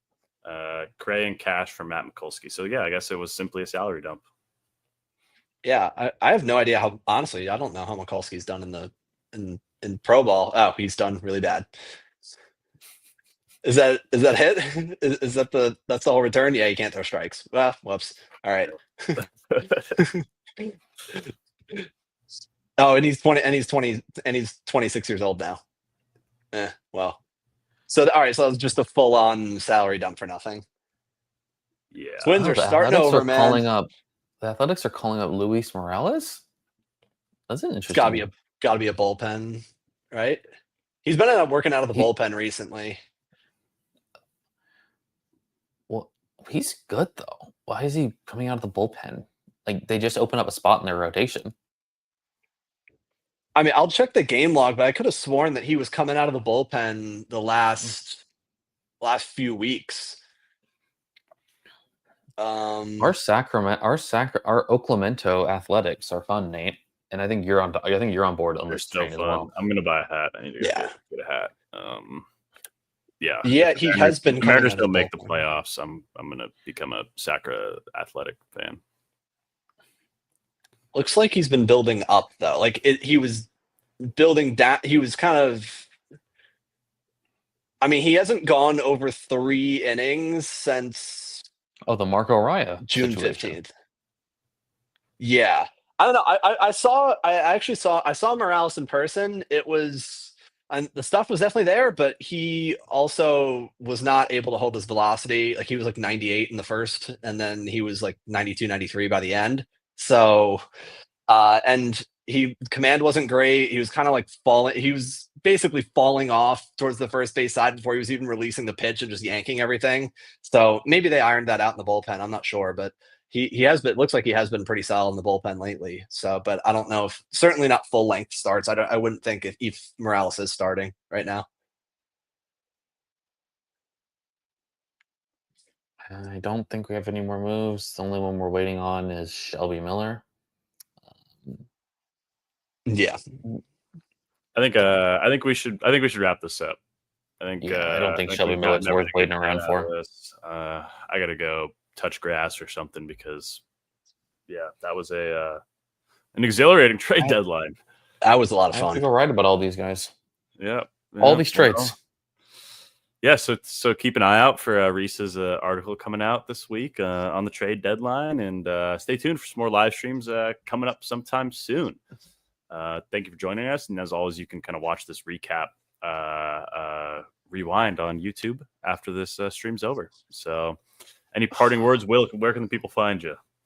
You can find me on X, Twitter, whatever you want to call it, Will_Thompson33. I guess on Instagram at Will_T_33. And yeah, it's basically about it for socials, but you'll see me tweeting sometimes on there. A lot of videos from Sugarland, all that good stuff.